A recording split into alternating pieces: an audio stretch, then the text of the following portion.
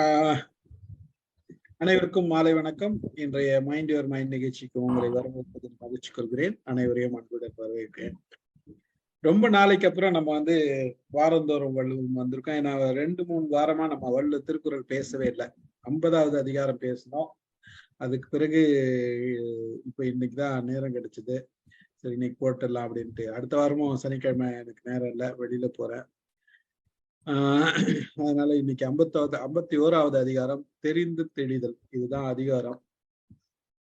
தெரிந்து தெளிதல் தான் படிச்சிருப்பீங்கன்னு நினைக்கிறேன். சார் படிச்சிருப்பார், சிவகுமார் சார். முதல் திருக்குறள்லயே 4 விஷயம் சொல்றாரு. அறம், பொருள், இன்பம், உயிரச்சம் 4 திறந்தறிந்து தேரப்படும் அப்படின்னு சொல்லிட்டு. அதாவது ஒரு விஷயம் நம்ம தெளிவு அடையணும் அப்படின்னா, தெளிந்தவர்கள் அப்படின்னா அறத்திலையும் தெளிவா இருக்கணும், இன்பத்திலையும் தெளிவா இருக்கணும். இன்ப விஷயங்கள், அதாவது காமத்துப்பால் அந்த சம்பந்த விஷயங்களே எவ்வளவு அளவுக்கு தெளிவா இருக்கிறோம், நம்ம எந்த அளவுக்கு நமக்கு அது பயன்படும்ன்றது. பொருளும் நமக்கு எப்படி தேவைப்படுது, எந்த அளவுக்கு தேவைப்படுது, எந்த அளவுல நம்ம அதன் மீது நாட்டம் வச்சிருக்கணும். சோ இது எல்லாத்தையும் மீறி உயிரச்சம், உயிரின் மீது உள்ள ஒரு அச்சம், அதாவது உயிர்க்குண்டான ஒரு அஞ்சாமை. உயிரை பத்தி ஒரு பெரிய விஷயம், அதெல்லாம் ஒரு தேவை. அதை பத்திலாம் பெருசா அஞ்சாத இருக்கிறவனுக்கு அவங்க என்ன பண்ணுவாங்கன்னா, இவங்க லைஃப தெளிவா ஆராய்ஞ்சிட்டு இருப்பாங்க. அவங்கதான் தெளிந்தவர்கள் அப்படின்னு சொல்றாரு வள்ளுவர். அதுதான் முதல் திருக்குறள் நினைக்கிறேன். முதல் திருக்குறள். சொல்லுங்க நடராஜ் சார், முதல் திருக்குறள் உங்களோட ஒப்பீனியன்.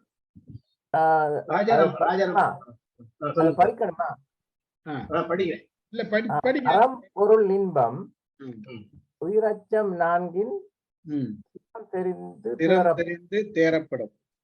வாழ்வியலில் அறம், பொருள், இன்பம் இவற்றை நோக்கும் தன்மையும் உயிரை பற்றிய எண்ணமும் எவ்வாறு உள்ளன என்பதை ஆராய்ந்து ஒருவனுடைய தகுதியை தெளிந்து தேர்வு செய்ய வேண்டும். இங்கிலீஷ்லயே ஒரு 2 லைன் இருக்கு, அதையும் சொல்றேன். Test people by their attitudes to life in virtue, wealth, love and survival before you trust. இது அந்த ட்ரஸ்ட் என்ற வலியுறுத்துறாரு இல்லையா? நீங்க ஒருத்தர் மேல நம்பிக்கை வைக்கிறதுக்கு முன்னாடி சொல்லுங்க. அதுதான் சொல்றாரு.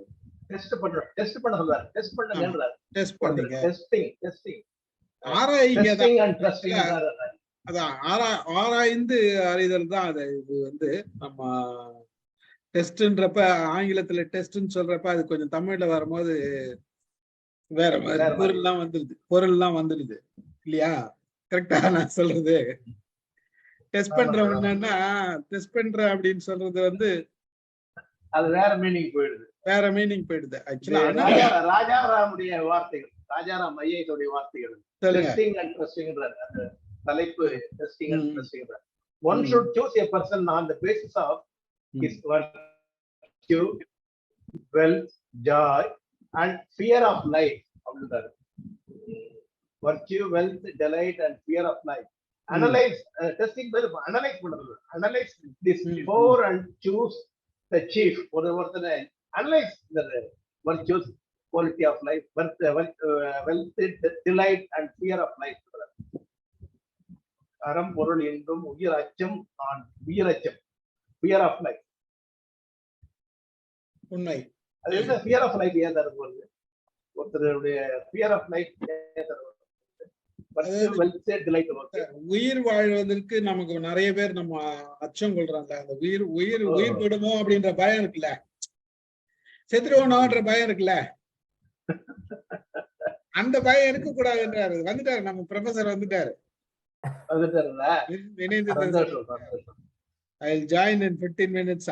சார் ஓகே ஒன்னும் பிரச்சனை இல்லை, வரட்டும். நிதானமா வாங்க நிதானமா வாங்க. நீங்க வந்தாலே சந்தோஷம் தான். fear of life எல்லாருக்கும் இருக்கா சார்? fear of life எப்ப சார் வரும்? எப்போ அவாய்ட் பண்ணணும், எப்போ ஏத்துக்கணும் சார்? fear of life, வாழ்க்கையை பற்றிய பயம் இருந்துட்டே. வாழ்க்கையை பற்றிய பயம் எப்பயுமே இருக்குதுதான்.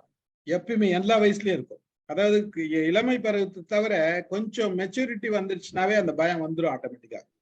இளமை பருவத்துல மட்டும் அதை பத்தி நம்ம கவலைப்பட மாட்டோம், நம்ம பாட்டு இருப்போம். ஏன்னா அதுக்கு பெருசா அது இன்வால்வ் ஆக மாட்டோம்.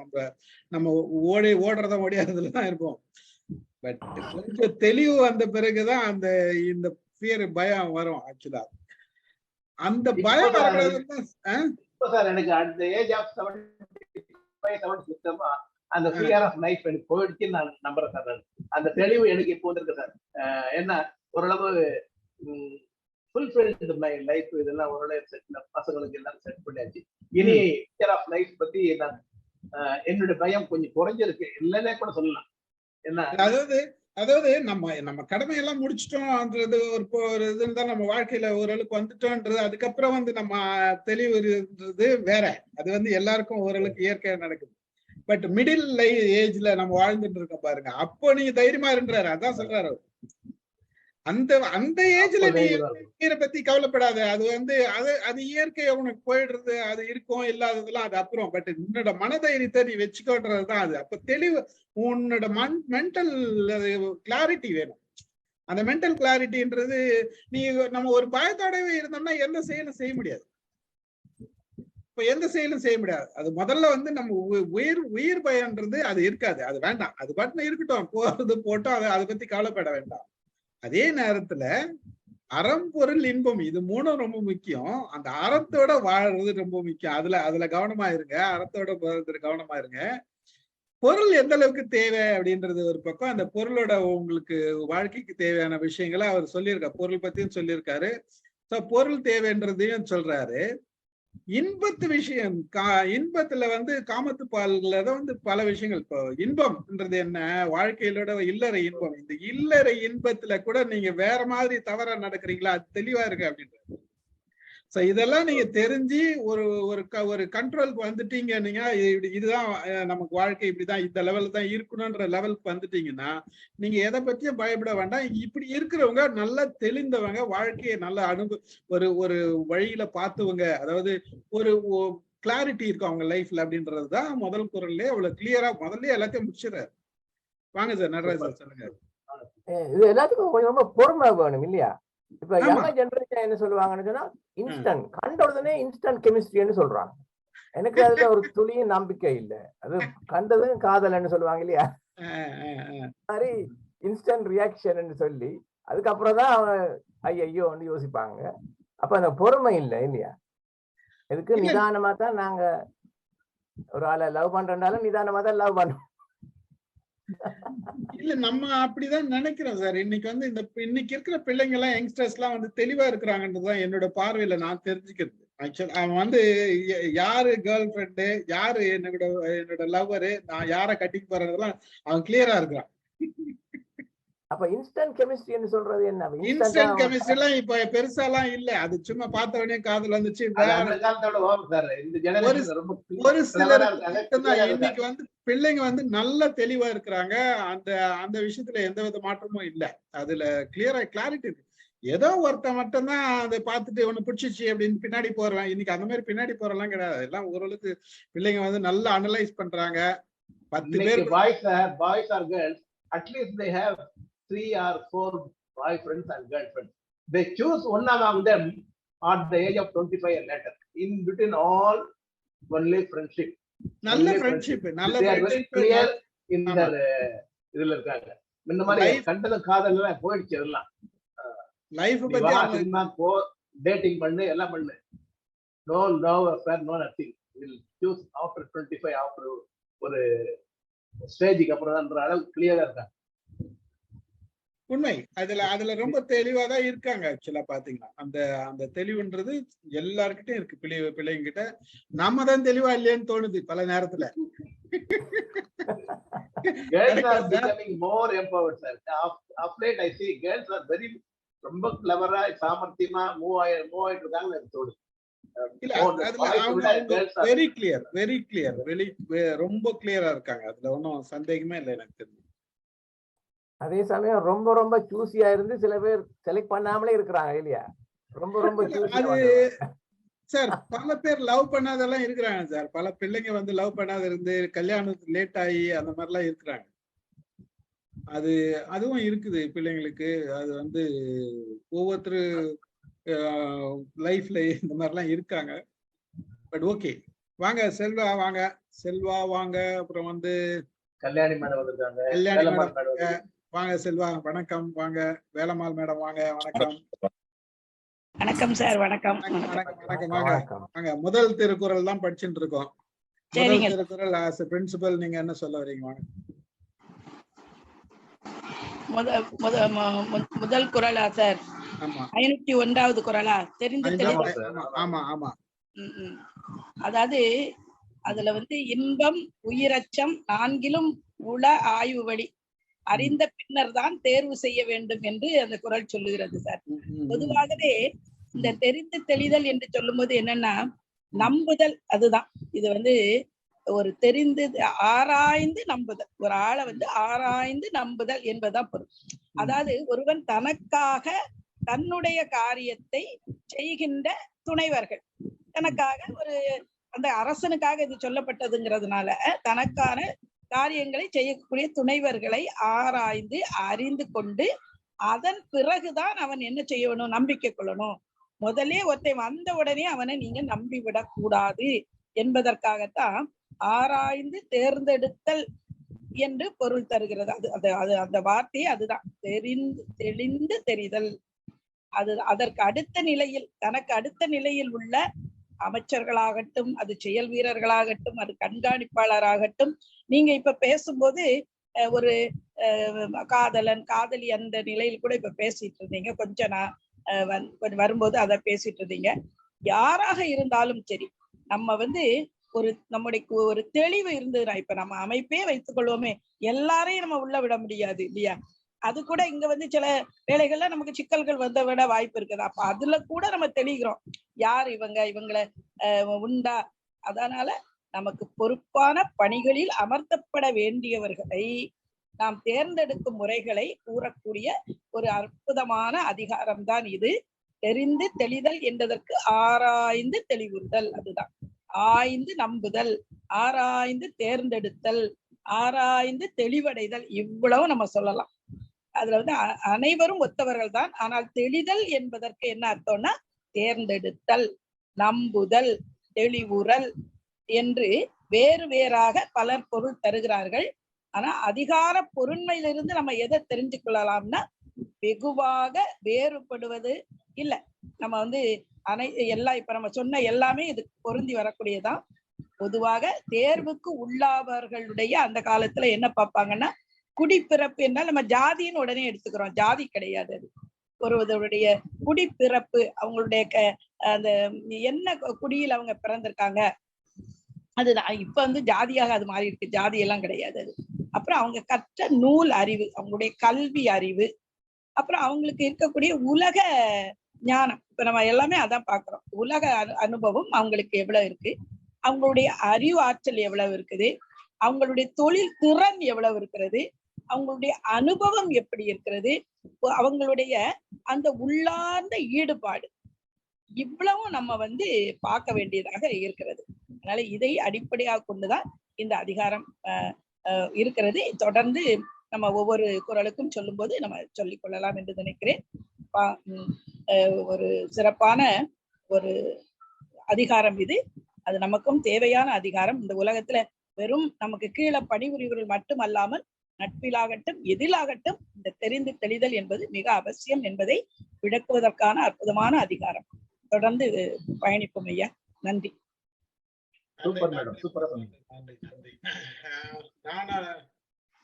சொல்றீங்களா? எதனா பேசுறீங்களா மேடம்? ஞான யோகராஜ் வாங்க. கல்யாணி மேடம் எதனா பேசுறீங்களா? சார் போய்கிட்டே இருங்க சார், வந்து ஜாயின் பண்ணிக்கிறேன். சரி, okay, right, okay. Selva tea சாப்பிடுறீங்களா? டீ சாப்பிட மாட்டீங்க, உங்க காலேஜ் ஜூஸ் சாப்பிடுறீங்களா? இல்ல இப்ப ப்ரிப்பேர் பண்ணிட்டு இருக்கேன். ப்ரிப்பேர் பண்ணிட்டு இருக்கீங்களா? லேட் ஆயிடுச்சு, எழுந்தணும்னு நினைச்சு கொஞ்சம் லேட் ஆயிடுச்சு. இன்னைக்கு சாட்டர்டே தூங்கலாம்னு விட்டுட்டேன் நானு. நல்லா இருக்கு சார். நீங்க பேசும்போது தான் வந்தேன் நானு. அந்த இன்ஸ்டன்ட் விஷயங்களை சார் பேசியிருந்தாரு. இன்ஸ்டன்ட் கெமிஸ்ட்ரி, நீங்க இன்ஸ்டன்ட் காஃபி, இன்ஸ்டன்ட் எல்லாமே ஞாபகம் வந்தது. நீங்க இவ்வளவு தெளிவா வந்துட்டு பசங்க இவ்வளவு தெளிவா இருக்காங்க. உங்க வீட்லயே 2 பசங்க வந்துட்டு நீங்க உங்க வாழ்க்கையில பாத்திருப்பீங்க. நம்ம மார்டினும் சால்யூஸும் இல்லையா? சால்யூஸும் மார்டினுமே உங்க காலகட்டத்திலேயே உங்க முகங்களே வந்துட்டு எவ்வளவு தெளிவா பொறுமையா இருந்து பார்த்து அவங்க வந்து எப்படி தேர்ந்தெடுத்து கல்யாணம் பண்ணிருக்கானுங்க. ரைட், இதுவே உங்களுக்கு நல்ல ஒரு அனுபவத்தை கொடுத்திருக்கும் தோணுச்சு. அதாவது இந்த அனுபவத்தை வச்சுதான் நீங்க பேசுறீங்கன்னு சொல்லாம அப்ப சார் அனுபவத்துல இருக்கிறதோட இப்ப எங்களுக்கு அந்த அனுபவம் இல்ல. அதுல ஆக்சுவலா வந்து நீங்க சொல்றது 100% உண்மை. அது ஆனா வந்து நான் வந்து இதை ஒண்ணு மட்டும் வச்சுட்டு நான் சொல்ல முடியாது. வச்சுட்டு மட்டும் நான் சொன்னாலும் உங்களுக்கு ஒரு பானை சோற்றுக்கு ஒரு சோறு பதம்ன்ற மாதிரி நம்ம வீட்லயே 2 இருக்காங்கன்றது ஒரு இதுதான். பட் ஓவரால் வந்து நம்ம பார்க்கும்போது பிள்ளைங்க எப்படி இருக்காங்க அப்படின்றது நம்ம பார்க்கணும். ஏஜ்ல இப்ப எல்லாருமே பிள்ளைங்க வச்சிருக்காங்க, அந்த வளர்ந்தவங்க இருக்காங்க, கல்யாணம் பண்ற இதுல இப்ப புகழன் சார் பசங்க இருக்காங்க. அந்த மாதிரி எல்லாருமே நான் இப்ப நிறைய ஃப்ரெண்ட்ஸ் இருக்காங்க, விஸ்வகுமார் சார் இருக்காங்க, எல்லாருமே அந்த ஒரு ரவுண்ட் இருக்கிறப்ப ஒரு ரவுண்ட் நம்ம பாக்குறோம் எல்லா பிள்ளைங்களும் எப்படி இருக்காங்க, அவங்களோட அவங்க பிள்ளைங்க எப்படி இருக்காங்க, வளர்ந்து பேசுறது. விஸ்வகுமார் சார்லாம் வளர்ந்த பேத்திங்க இருக்காங்க. அந்த மாதிரி இப்ப பேத்திங்க எல்லாம் பார்க்கும்போது எப்படி இருக்காங்கன்றது நமக்கு புரிதல் இருக்குல்ல, அந்த புரிதல் வந்து தெளிவாவே இருக்கும். ஆக்சுவலா அதுல இருந்து வர அனுபவம் வந்து இன்னைக்கு வந்து அவங்க வெரி கிளியரா இருக்கிறாங்கன்றதுல எந்த வித மாற்றமும் இல்லை. கிளியரா இருக்கிறாங்கன்றது எங்களுக்கு இங்க என்ன பாக்க. இப்ப தனகிட்ட சொல்லிட்டு இருந்தேன் நான். இப்போ சார் வந்து சிவகுமார் சார் சொல்லிட்டு இருந்தாரு 25 வயசு வரைக்கும் ஃப்ரெண்ட்ஸுங்களை கரெக்டா வச்சுக்கிறாங்க, கரெக்டா லாஸ்டா ஒரு வர பிக் பண்ணிக்கிறாங்க அப்படின்ட்டு. இது இங்க நாங்க என்ன பாக்குறோம்னா இது இன்னும் இங்க டிலே ஆகுது. இங்க வந்து 25 இல்ல 30 வயசு கூட ஆயிடும் பண்றதுக்கு. அவ்வளவு டைம் எடுத்துக்கிறாங்க. டைம் எடுத்து வயசே போயிடுது. தேர்ந்தெடுக்கிற ப்ராசஸே இல்ல, பாதி காலம் போயிடுது உங்களுக்கு. பாவம், அது ஒரு பிரச்சனை இருக்கு. பண்ணணும் தேர்ந்தெடுக்கிறதுல பாதி காலம் போகுதா இல்லையாங்கிறது முடிவு பண்ணணும். தேர்ந்தெடுக்கிற ப்ராசஸ்ல பாதி காலம் போகுதா இல்லையா அப்படிங்கிறது அதுதான். இப்போ அவங்களுக்கு இப்ப என்னன்னா, இப்ப நம்ம ஆக்சுவலி இது வந்து இவங்களுக்கு தான், இந்த யங்ஸ்டர்ஸ் தான் இந்த கால் அட்டன் பண்ணணும்னு நான் நினைக்கிறேன். இது வந்து அவங்களுக்கு ரொம்ப கரெக்டான காலா இருக்கும். இந்த நம்ம மீட்டிங் சொல்றேன், அவங்களுக்கு வந்துட்டு எப்படி தேர்ந்தெடுக்கணும்ன்றது வந்துட்டு அனுபவிச்சு அடிப்பட்டு கத்துக்கிறத விட கொஞ்சம் பெரியவர்கள்கிட்டையும் இந்த மாதிரி நூல்கள்ல இருந்து எடுத்துக்கிட்டு போகும்போது இன்னும் கொஞ்சம் கிளாரிட்டி கிடைக்கும் அவங்களுக்கு. என்ன இப்ப அன்பார்ச்சுனேட்னா அவங்களை வந்து நம்மளுக்கு உள்ள கொண்டு வர முடியல. இந்த மாதிரி விஷயங்களுக்கு வந்து கொண்டு வர முடியலன்றதை விட நான் இப்படிதான் பார்க்கிறேன். நம்ம சொல்லுங்க மேடம். வாங்க. இல்ல அவங்க தெளிவாதான் இருக்காங்க, நம்ம ஹெல்ப் எல்லாம் தேவையே இல்லை அவங்களுக்கு. தேவையில்லைன்றீங்க? Okay okay. நான் என்ன சொல்ல வரேன்னா, இளம் வயசுல நாம எப்படி இருந்தோம், நாம வேணா மீட்டிங் எல்லாம் கூட்ட உடனே ஓடிடும். இல்ல ஏதாச்சும் ஸ்கூல்ல மீட்டிங் உட்கார வச்சா நம்ம வந்து ரொம்ப இன்ட்ரெஸ்டா நல்ல மீட்டிங் காத்துட்டு இருக்க போறோம், என்ன சொல்ல போறாருன்னு உள்வாங்கின்னு உட்காந்து இருக்க போறோம். சத்தியமா கிடையாது. அதை விட அதிகமா தான் இன்றைக்கு பிள்ளைங்க இருப்பாங்க. அதாவது அதிகமானா எனக்கு இவங்க சொல்றதெல்லாம் நம்ம கேட்கணும்ன்றது அவசியம் இல்லை. எனக்கு என்ன தேவைன்றது எனக்கு தெரியும், நான் பாத்துக்கிறேன். அந்த விஷயத்துல அவங்க தெளிவா இருக்கிறாங்க. அவங்க வரலன்றதை விட வரமாட்டாங்கன்றதுதான் நம்ம நினைக்கணுமே தவிர, வரமாட்டேன்றாங்களேன்றது வருத்தப்படுறதுல தவறு. எல்லா இளமை காலமும் அப்படிதான் இருக்கும். அந்தந்த இளமை காலத்துல அவங்க இப்படி இருக்கிறாங்க.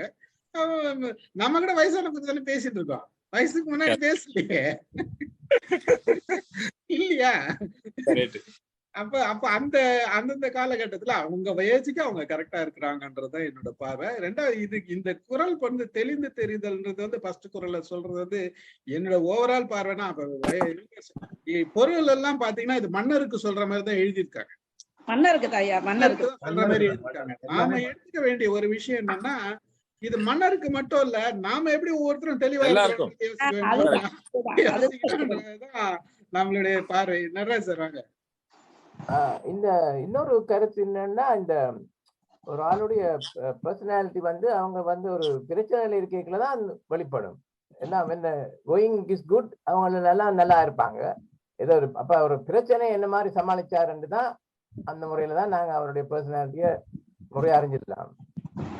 அதுதான் நானும் லைஃப்ல கத்துக்கொண்டது. எல்லாம் நல்லா இருக்கல எல்லாரும் நல்லா சிரிச்சு காய்ச்சிட்டு போயிடுவாங்க.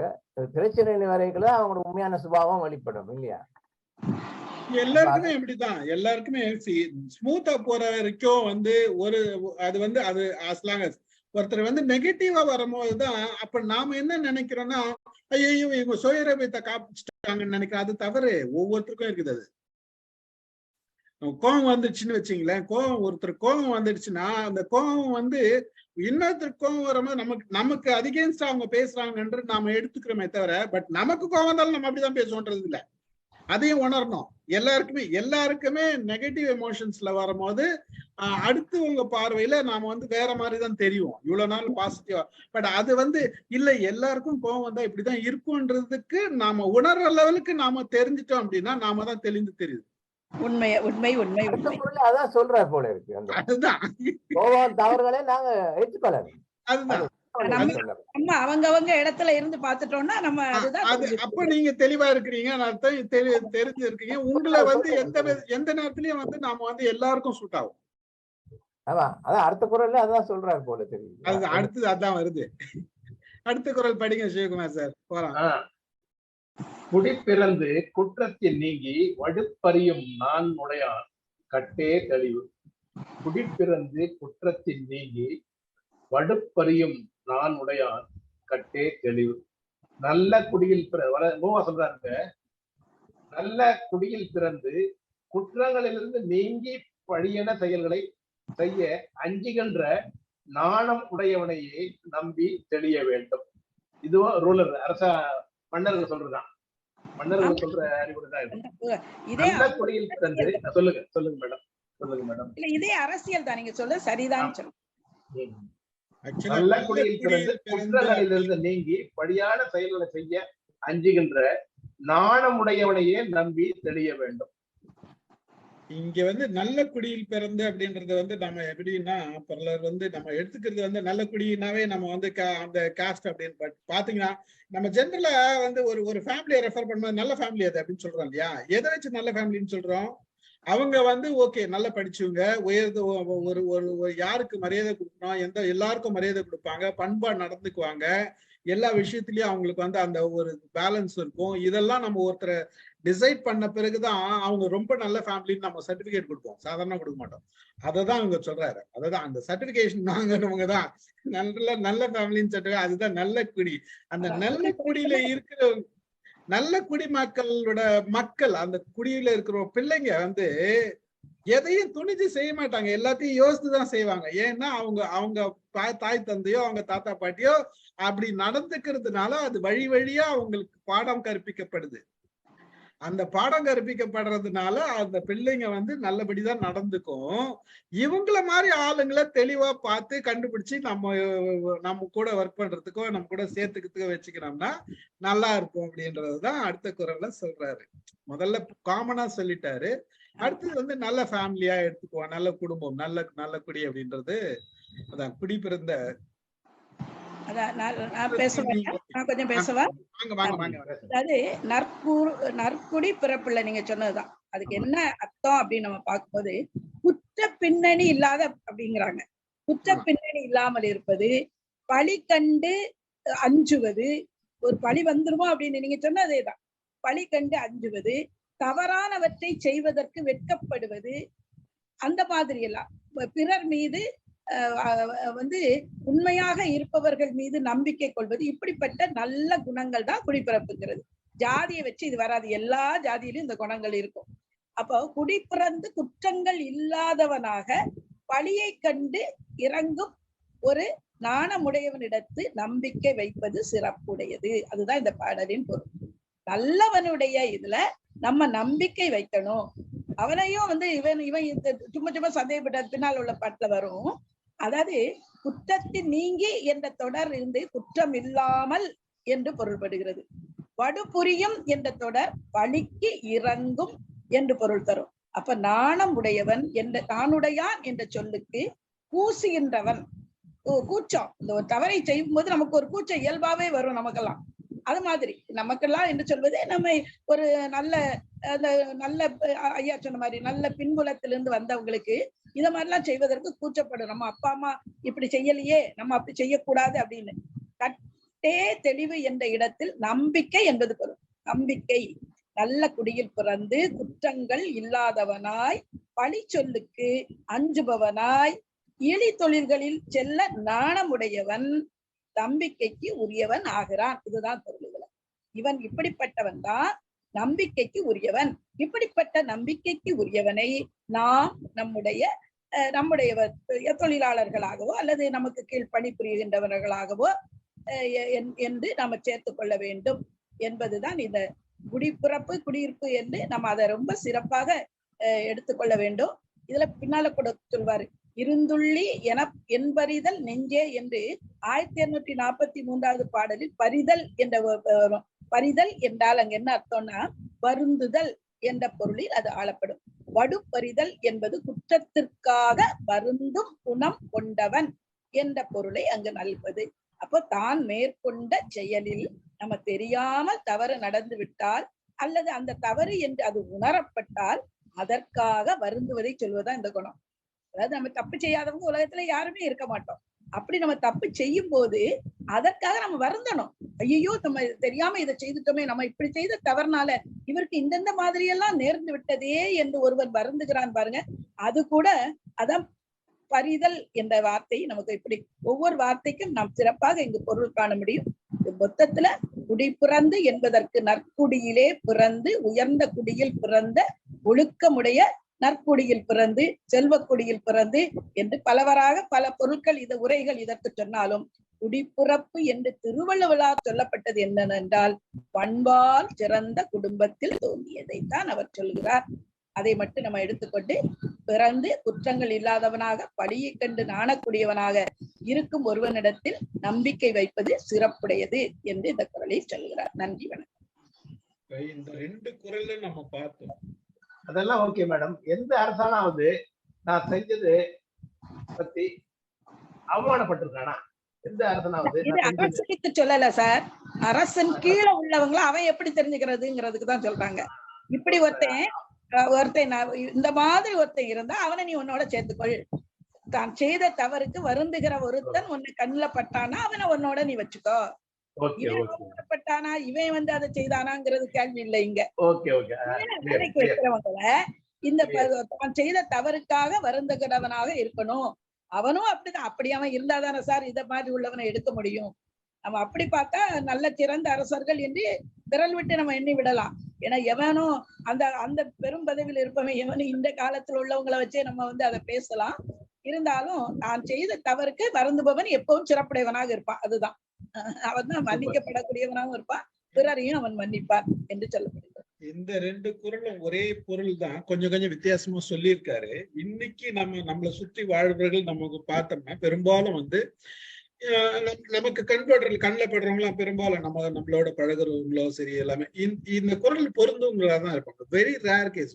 ஏதோ ஒரு சிலர் தவறதான் இந்த குறள் விலகி நிக்கிறவங்கன்றது ரொம்ப ரொம்ப ரேர். கொஞ்சம் அஞ்சாதவங்க, இந்த மாதிரி துணிச்சலா அவங்க வேணும் அவங்க இஷ்டத்துக்கு செய்யறவங்க, அந்த மாதிரி எல்லாம் நம்ம பாக்குறதுன்றது. அப்போ அந்த பண்பாடு இந்த சொல்ற விஷயங்கள் எல்லாம் நமக்குள்ள வழி வழியா வந்திருக்குதுன்றதுதான் உணர்த்துது. நான் சொல்றது சரியா? சரிதான் சார். நம்ம பாக்குறோம் இப்ப நம்ம கிட்ட பழகுறவங்க எல்லாருமே மோஸ்ட்லி பார்த்தோம்னா யாருமே நமக்கு அதாவது இந்த கட்டுப்பாட்டுக்குள்ள இருக்கிறவங்களதான் நம்ம பாக்குறோம். இந்த கட்டுப்பாட்டு மீறினவங்களை நம்ம பாக்குறோம். ஆனா அவங்களோட நம்ம கனெக்ஷன் இருக்காது, பெரும்பாலும் இருக்காது. ஏன்னா அவங்கள பார்த்த உடனே நம்ம ஒதுக்கிடுவோம், இது வராது, அப்படி செட் ஆகாது, இவங்க எல்லாம் நமக்கு செட் ஆகும். பழமொழியே இருக்கலாம் சார், துஷ்டனை கண்டா தூர விலகுன்னு. நமக்கு அத நம்ம புரிந்து கொண்டு நம்ம விலகிடுவோம். நீங்க சொன்ன அது இது நம்ம இயற்கையாவே இருக்குது. ஆனாலும் ஆமா, எல்லாரையும் நம்ம ஆராயணும்ன்றதுதான் இந்த திருக்குறள் சொல்லுது. ஆமா, எல்லாரையும் நம்ம ஆராய்ஞ்சுக்கணும். சைக்கலாஜிக்கலா சொல்ல போனா எல்லாருக்கும் இந்த மறுபக்கம்ன்றது இருக்குது இல்லையா, அது வரும்போது சில குணங்கள் வெளிப்படும். இது இயற்கையா வெளிப்படும். அது எப்படியாப்பட்டவங்களும் கோவப்படுவாங்க. கோவத்துல பேசுறது என்ன பேசுறோம்னு தெரியாத பேசுறவங்களும் இருக்கும். கோவத்துல எல்லாருமே இருக்கிறோம். என்ன பேசுறதுன்னு தெரியாது பேசுறவங்களும் இருக்கிறோம். பேசிட்ட பிறகு வருந்தவங்க ஒரு சிலர் இருக்காங்க. ஆனா வருத்தமே படாதவங்க பலர் ஒரு சிலர் இருக்காங்க. அதெல்லாம் இருக்கிறாங்க. அதெல்லாம் வந்து இதெல்லாம் ஆராயணும்ன்றதுதான் தெளிந்து தெளிவர்கள். அதுதான் இது. ஆராய்ச்சாலும் சில சமயம் வந்து கண்டுபிடிக்க ஃபெயில் முடியாது. ஆயிடும். என்னதான் ஆராய்ஞ்சாலும் சில நேரம் ஃபெயில் ஆயிடும். ஏன் ஃபெயில் ஆயிடும்? இல்ல கல்யாணி மேடம், சார் சொல்றது ஒரு முக்கியமான கருத்து என்னன்னா, முதல்ல நமக்கு தெரியாம இருக்கும், அது உண்மைதான். நம்ம தெரியாம சிலரை வந்து சேர்த்துருவோம் நம்ம. ஆனா எப்பவாவது ஒரு நேரத்தில் அவர்களுடைய உண்மையான குணம் வெளிப்படும் சார் சொன்னாங்க பாரு, அது ரொம்ப உண்மை. அது நம்ம அந்த நேரம் நம்ம தெரிஞ்சுட்டு என்ன செய்யறோம்னா நம்ம அதை தெளிவுபடுத்தி அந்த தெளிதலை தான் அவர் சொல்றாரு. அதனாலதான் நீ சேர்க்கிறதுக்கு முன்னால 1000 தடவை யோசி. இந்த மாதிரி கிரைட்டீரியால அவன் இருந்தான்னா அவன் சிறந்தவனாகத்தான் இருப்பான்னு ஒரு முத்திர குத்துறாரு அவரு. அதுக்குதான் இந்த பாடல்ல நம்ம இதுல ஒரு விஷயம் யோசிக்கணும். எல்லாருமே நம்ம பேசுறோம், அதாவது ஒருத்தர் சேர்க்கறதுக்கு முன்னாடி 1000 பேர் ஏசி அப்படி பார்த்தா யாருமே சேர்க்க முடியாது. யாருமே சேர்க்க முடியாது. உறவுலயும் சரி, ஃப்ரெண்ட்ஸ்லயும் சரி, ஏதோ ஒண்ணு முரணுக்கு பின் ஒண்ணு இருக்கும். அதாவது இல்ல நம்ம ஆராய்ச்சி இருந்தோம்னா அதுக்குள்ள அந்த உறவை ஒட்டாது. ஆராய்தல்ன்றது எப்படி ஆராயணும்னா, நம்ம கூட இருக்கிறாங்க, பட் நம்ம கூட பழகும் போதே தெரியும் நமக்கு வந்து சில விஷயங்கள் ஒத்து போகுது, சில விஷயங்கள் ஒத்து போலன்றத. இப்ப நம்ம ஒத்து போல அப்படின்ற பட்சத்துல நாம என்ன பண்ணலாம் அப்படின்னா, அந்த லிமிட்டுக்கு தகுந்த மாதிரி நம்ம டிஸ்டன்ஸ் மெயின்டைன் பண்ணலாம். அப்பதான் நீங்க புரிஞ்சுக்கணும்ன்றது அர்த்தம். அது அப்போ வந்து நம்மளோட அந்த ரிலேஷன்ஷிப் நல்லா இருக்கும். சார் எக்ஸ்கியூஸ் மீ, அது நட்பாராய்தல்ல நீங்க சொல்றதெல்லாம் சரி. ஆனா ஒரு வேலைக்கு நம்ம வைக்கும் போது அப்படி வச்சுட்டோம்னா நம்முடைய வேலைக்கு, நான் பொதுவாவே பேசுறேன், வேலைக்குன்னு நம்ம வேலைக்குன்னு வச்சிட்ட பிறகு வரவங்க எல்லாம் நல்ல செலக்ஷன் தான். உள்ள நுழைஞ்ச பிறகு அவனோட ஆக்டிவிட்டிஸ் வேற மாதிரி இருக்கும். நீங்க கொஞ்சம் அதிகாரம் கொடுத்து பாருங்க, வேலைக்கு நுழைஞ்ச பிறகு கொஞ்சம் அதிகாரம் கொடுத்து பாருங்க, அவனோட ஆக்டிவிட்டிஸ் எப்படி இருக்கு பாருங்க. அதான் சொல்றேன். இதெல்லாம் வந்து என்னதான் ரிசர்ச் பண்ணாலும் வந்து நல்ல செலக்ஷன் இருக்கும். பட் ஆக்டிவிட்டிஸ் வரும்போது, டெய்லி இன்வால்வ்மெண்ட் வரும்போது அங்க மாறுதல் இருக்கும், நிச்சயமா இருக்கும். நடராஜ் வருவாங்க, சுத்தி வராங்க. வேலம்மாள் மேடம் கரெக்டா அந்த அதிகாரத்துக்குள்ளேயே நிக்கிறாங்க.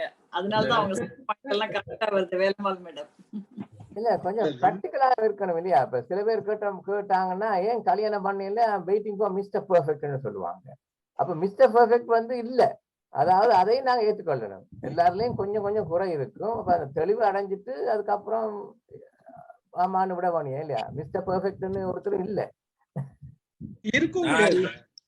நான் அடிக்கடி சொல்றது என்னன்னா சார், ஸ்டீஃபன் சார், இங்க எஸ்பெஷலி நாங்க இங்க அமெரிக்கால வந்து இங்க என்ன பரதேசிகளாதான் வாழ்ந்துட்டு இருக்கோம் இல்லையா? வரவங்க பழகுறவங்க தான் நமக்கு சொந்தக்காரங்க, பழகுறவங்க தான் அண்ணன் தம்பி எல்லாரும், கரெக்டுங்களா? நான் சொல்றது என்னன்னா, யாரையும் பெருசா வந்து நீ கால்குலேட் பண்ணிக்கிட்டே எல்லாம் இருக்காத. ஒரு 10 கல்ல வந்து பொறுக்கிற, அதுல ஒண்ணு வந்து வைரமாவோ மாணிக்கமாவோ இருக்கும். அது மாணிக்கத்தை கலெக்ட் பண்ணிக்கிட்டு போயிட்டே இருக்கு. ஆனா அந்த மாணிக்கமோ வைரமோ எப்ப கிடைக்கும்னா இந்த 10 கல்லையும் பொறுக்கும் போதுதான் கிடைக்கும். நான் டைரக்டா போய் மாணிக்கத்தை தான் பொறுக்குவேன்னா நான் கடைசி வரைக்கும் மாணிக்கமே கிடைக்காது எனக்கு. அதனால கீப் மூவிங், எல்லாருக்கிட்டயும் பழகு. உனக்கு யார் செட் ஆகுதோ அது உனக்கு பழகும் போது தெரிஞ்சிடும். அவங்கள நீ வச்சுக்கோ, மத்தவங்கள நீ கொஞ்சம் கொஞ்சமா இக்னோர் பண்ணிட்டு போயிட்டே இரு, அவ்வளவுதான். அதுக்காக நான் 10 பேர்கிட்ட பழகிறதுக்கு பயந்துட்டே இருந்தேன்னா நீங்க சொன்ன மாதிரி ஒருத்தர் கூட கிடைக்க மாட்டாங்க. பர்ஃபெக்ஷன்ன்றதுல ஒண்ணு கிடையாது. உண்மை கரெக்டா சொன்னீங்க. பர்ஃபெக்ஷன்ன்றது ஒண்ணு கிடையாது. அடுத்த குரல் போயிடலாம். குரல் கொஞ்சம் தப்பா இருக்கு, புரியல எனக்கு. அரியகற்று ஆசு அற்றார் கண்ணும் தெரியுங்கால் இன்னை அரிதே வெளில். அரியகற்று ஆசு அற்றார் கண்ணும் தெரியுங்கால் இன்னை அரிதே வெளில். அரிய நூல்களை கற்று தேர்ந்து மூவா சொல்றாருங்க, படிச்சிருவா. அரிய நூல்களை கற்று தேர்ந்து குற்றமற்றவரிடத்தில் ஆராய்ந்து பார்க்கும் இடத்தில் அறியாமை இல்லாது இருப்பதும் அருமையாகும். அறியாமை இல்லாது இருப்பதும் அருமையாகும். எனக்கு புரியல, கொஞ்சம் நீங்க யாராவது விளக்குங்க. முதல்ல குரல் படிச்சுடுவோம் சார். குரல் படிச்சேன், நம்ம குரல் படிக்கிறோம், அதே எனக்கு புரியல.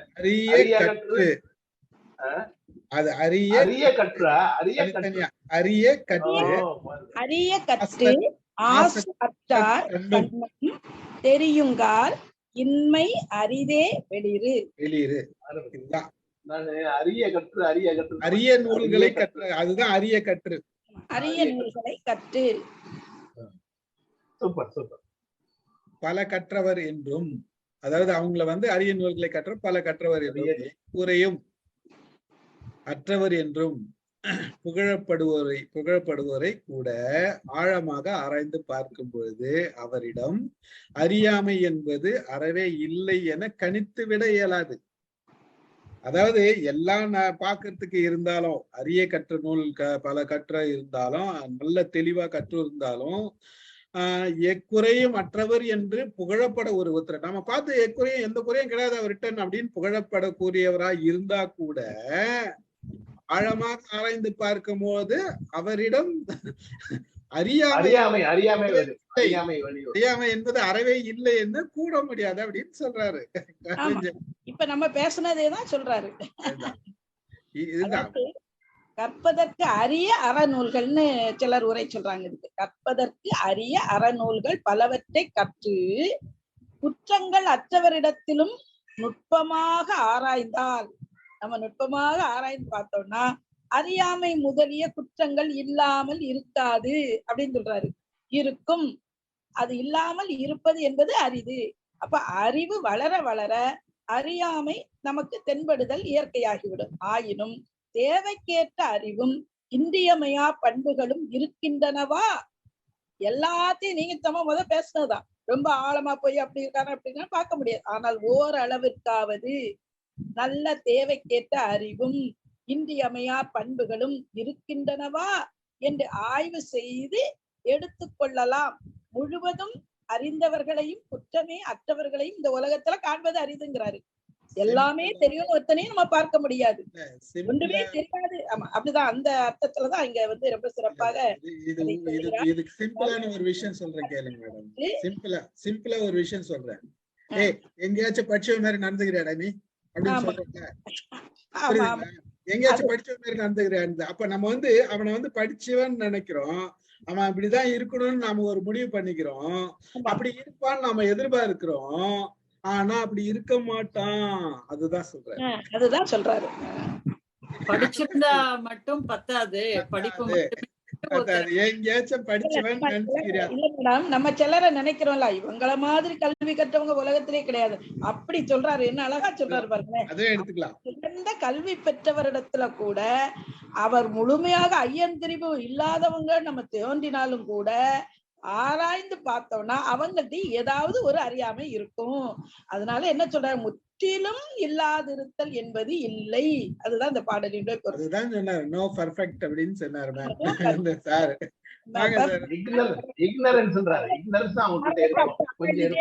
கிடைக்காது அப்படிங்கிறாரு. அதுதான் அழகா நம்ம சொன்ன கருத்தை தான் அவர் இன்னும் வலியுறுத்துகிறார் இந்த குரல். இந்த படித்த முட்டாளரும் இருக்கத்தான் செய்கிறார்கள் என்று எடுக்கிறதா, அல்லது நாம தான் சில சமயங்கள்ல முட்டலாகி விடுவோம் என்று சொல்றதா? இது எடுக்கிறது சொல்லல, அவங்க இடத்துல கூட சின்ன குறை இருக்குங்கிற. ஹையஸ்ட் எஜுகேஷன் இந்த வேர்ல்டு அவங்கள மாதிரி படிச்சவங்க யாருமே இல்ல அப்படிங்கிறவன்ற கூட ஒரு சின்ன ஒரு அறியாமை என்பது இருக்கும். அதனால முழுசா நீங்க பார்க்க முடியாது அப்படிங்கிறாரு. படிக்காத மேதைகளும் இருக்கிறாங்க. படிக்காத மேதைகளும் இருந்திருக்காங்க. அதுக்குதான் இத சொல்றாரு. ஆமா, புல்லறிவாண்மையில ஒரு குறள் சொல்வாரு, வெண்மை எனப்படுவது யாதெனின் அப்படி ஒரு குறள் சொல்வாரு. வெளியார் முன் வான்கதை வண்ணம் குழல் அவை அறிதல் ஒரு குறள் சொல்வாரு. அதாவது வெண்மையும் வெளியும் அறியாமையும் இங்க குறிக்கிறது. அதாவது அதான் வெளியிரு என்ற சொல்லுக்கு இந்த குற்றம் என்று மனக்குடவர் பொருள் சொல்வார். இதுதான் ஒரு சின்ன குற்றம் கூட இல்லாம யாரும் உலகத்துல கிடையாது. சின்ன ஏதாவது இருக்கும் எல்லாத்துட்டையும். ஒரு இப்ப நான் ஐ எம் தி பெர்ஃபெக்ட் இன் தி வேர்ல்டுன்னு யாருமே சொல்ல முடியாதுங்கிறார். அதனால நீ அப்படிப்பட்டவனையெல்லாம் தேர்ந்தெடுத்துட முடியாது. இருந்தாலும் உன்னுடைய தேவைக்கு ஏற்ப நீ தேர்வு செய்து கொள் அப்படிங்கிறார். கல்வியறிவு என்பது மிக மிக தேவை இல்லையா? ஒரு பணிக்கான தேர்வு பற்றி நமக்கு இருக்கிறதே, தேர்வு போகிறவருடைய அறிவுத்திறன் ஆராயும் போது எல்லாம் அறிஞ்சவர்கள் யாருமே இருக்க முடியாது. ஒரு இன்டர்வியூ பண்ணுறோம், இந்த இடத்துல சிலர் வேணும்னே நீங்க பார்த்திருக்கலாம், சில எங்க கல்லூரியில எனக்கு ஒரு அந்த மாதிரி பழக்கம் எடுத்திருக்கு. நான் கல்லூரி முதல்வரா இருக்கனால அந்த ப்ரொஃபசர்ஸ்குள்ள இன்டர்வியூ நானும் இருப்பேன் இல்லையா. அப்ப பாத்தீங்கன்னா வேணும்னு சிலரை நம்ம இன்டர்வியூ வர்றதுக்கு கூப்பிட்டுருப்போம் இல்லையா. அந்த இன்டர்வியூ பண்றவங்க ரொம்ப பேசுவாங்க. நீங்க ஏன் இதை பண்ணல, நீங்க ஏன் அதை பண்ணல, அதுக்குள்ள ஏன் போகல. ஒரு ஆய்வு செய்தவருக்கு முழுமையா அந்த ஆய்வுல சில சந்தேகங்கள் இருக்கதான் செய்யும். அப்படியெல்லாம் சிலர் இருப்பாங்க. அதைத்தான் அவரு ரொம்ப சொல்றாரு. கல்வி அறிவு என்பது மிக மிக தேவைதான். தேர்வாக போகிறவருடைய அறிவுத்திறம் ஆராயும் போது எல்லாம் அறிந்தவராக யாருமே இருக்க மாட்டாங்க. ஒன்றும் அறிந்தவராகவும் எவரும் இந்த உலகில் இல்லை என்பதை நம் மனதில் கொண்டு அவர்களை நாம் பார்க்க வேண்டும். அறிவு மிக அகன்றதும் எல்லையற்றதுமா இருப்பது நல்லதுதான். கற்றது கைமண் அளவு, கல்லாதது உலகளவுன்னு நம்ம சொல்றோம். அத மாதிரி சில வேளையில இந்த உலகத்துல ஒருத்தருக்கு ஒரு சில விடயங்கள் தெரியாமல் கூட இருக்கும். அப்துல் கலாம் எல்லாம் தெரிந்தவர் தான். ஆனா அவருக்கு கூட ஏதாவது ஒரு தெரியாத ஃபீல்டு இருந்திருக்கலாம். ஒரு உதாரணத்துக்காக அவரை சொல்றேன்.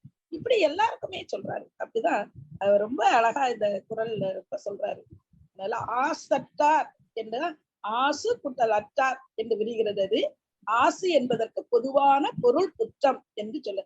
இப்படி ஒவ்வொரு வார்த்தைக்கும் நம்ம பொருள் எடுத்து பார்த்தா ரொம்ப சிறப்பா இருக்கு. எல்லாம் அறிந்தவர் என்று எவரும் இல்லை, இருப்பவருள் இருக்கக்கூடியவங்கள்ல தெரிந்து தெளிதல் வேண்டும். இதுதான் அந்த பொருளுக்கு அர்த்தம். இருப்பவங்கள்ல பெர்ஃபெக்டா நம்ம பார்த்து எடுத்துக்கணும். நாம என்ன தெரிந்தோம், நாம என்ன தெரிந்தோம், அதுதான் நம்ம மைண்ட் ஒரு மைண்ட் பொறுத்த வரைக்கும் நாம என்ன தெரிந்தோம், நமக்கு என்ன தெளிவு இருக்குதுன்றதுதான் ஒரே ஒரு விஷயம் தான். எல்லாரும் இருந்தாலும் எல்லாருக்குள்ளயும் சின்ன சின்ன விஷயங்கள், நெகட்டிவ்ஸோ நமக்கு பிடிக்காத விஷயங்களோ ஒரு சில விஷயங்கள் இருக்கும், இல்லாது இருக்காது அப்படின்றதுதான். நீங்க அது இப்படிதான் எடுத்துக்கணும். நம்ம வாழ்க்கையில நம்ம எத்தனை பேரை மீட் பண்ணாலும், எத்தனை பேர் நம்ம அறிவாளிகள் நினைச்சாலும் அவர்கள்கிட்ட சில விஷயங்கள் மாறுபட்ட கருத்தா நமக்கு தெரியும். அந்த தெரிதலை நீங்க புரிதலா எடுத்துக்கணும். அது இருக்கிறது இயல்பு. அதனால அவங்க கிட்ட இன்னும் இவங்க போய் இப்படி பண்ணிட்டாங்களேன்னு நீங்க எதிர்பார்த்தீங்கன்னா உங்க தப்பு. அது இயற்கை சூழ்நிலைக்கு தகுந்த மாதிரி மனுஷன் மனுஷனோட வார்த்தைகளும் மனுஷனோட பொருளும் நடவடிக்கைகளும் மாறுறதுக்கு வாய்ப்புகள் இருக்குது அப்படின்றத நம்ம தெளிஞ்சு புரிஞ்சுக்கணும். அப்போ எல்லார்கிட்டயும் எல்லாத்தையும் எதிர்பார்க்க கூடாதுன்ற விஷயத்தையும் சொல்றாரு. செல்வா, வாங்க, எதை சொல்ல வரீங்க? இல்ல, மைக் ஆன் பண்ணுங்க. இல்ல சார், நான் எதுவும் சொல்ல வரல. I'm just listening now. சும்மா உங்களை கூப்பிட்டு எதனா பேசுறீங்களான்றதுக்காக தான். வேற ஒண்ணும் இல்ல. நீங்க சொல்ல வரலன்றது தெரியுது. சரியா இருக்கீங்க, ஏதாவது சொல்லுவீங்கன்னு சொன்னேன் நான். வணக்கம், வாங்க சார். அடுத்த குறள் சார், ஈஸியான குறள் சார். ஒரு மூணு குறள் படிச்சுட்டோம் சார். கேட்டுக்கிட்டுதான் இருக்கேன். நீங்க சொல்லுங்க, இப்ப 3 குறளுக்கும் சேர்த்து ஏதாச்சும் சொல்லுங்க. அருமைதான், அருமை. நல்லா எல்லாம் தான் எல்லா விளக்கமும் அழகா சொல்லிட்டீங்க நண்பர்கள். நீங்க வேற இடத்துல உதாரணம் எடுத்தீங்கல்ல. தெரிந்து தெளிதல். 3வது குறள் சொல்லுங்க.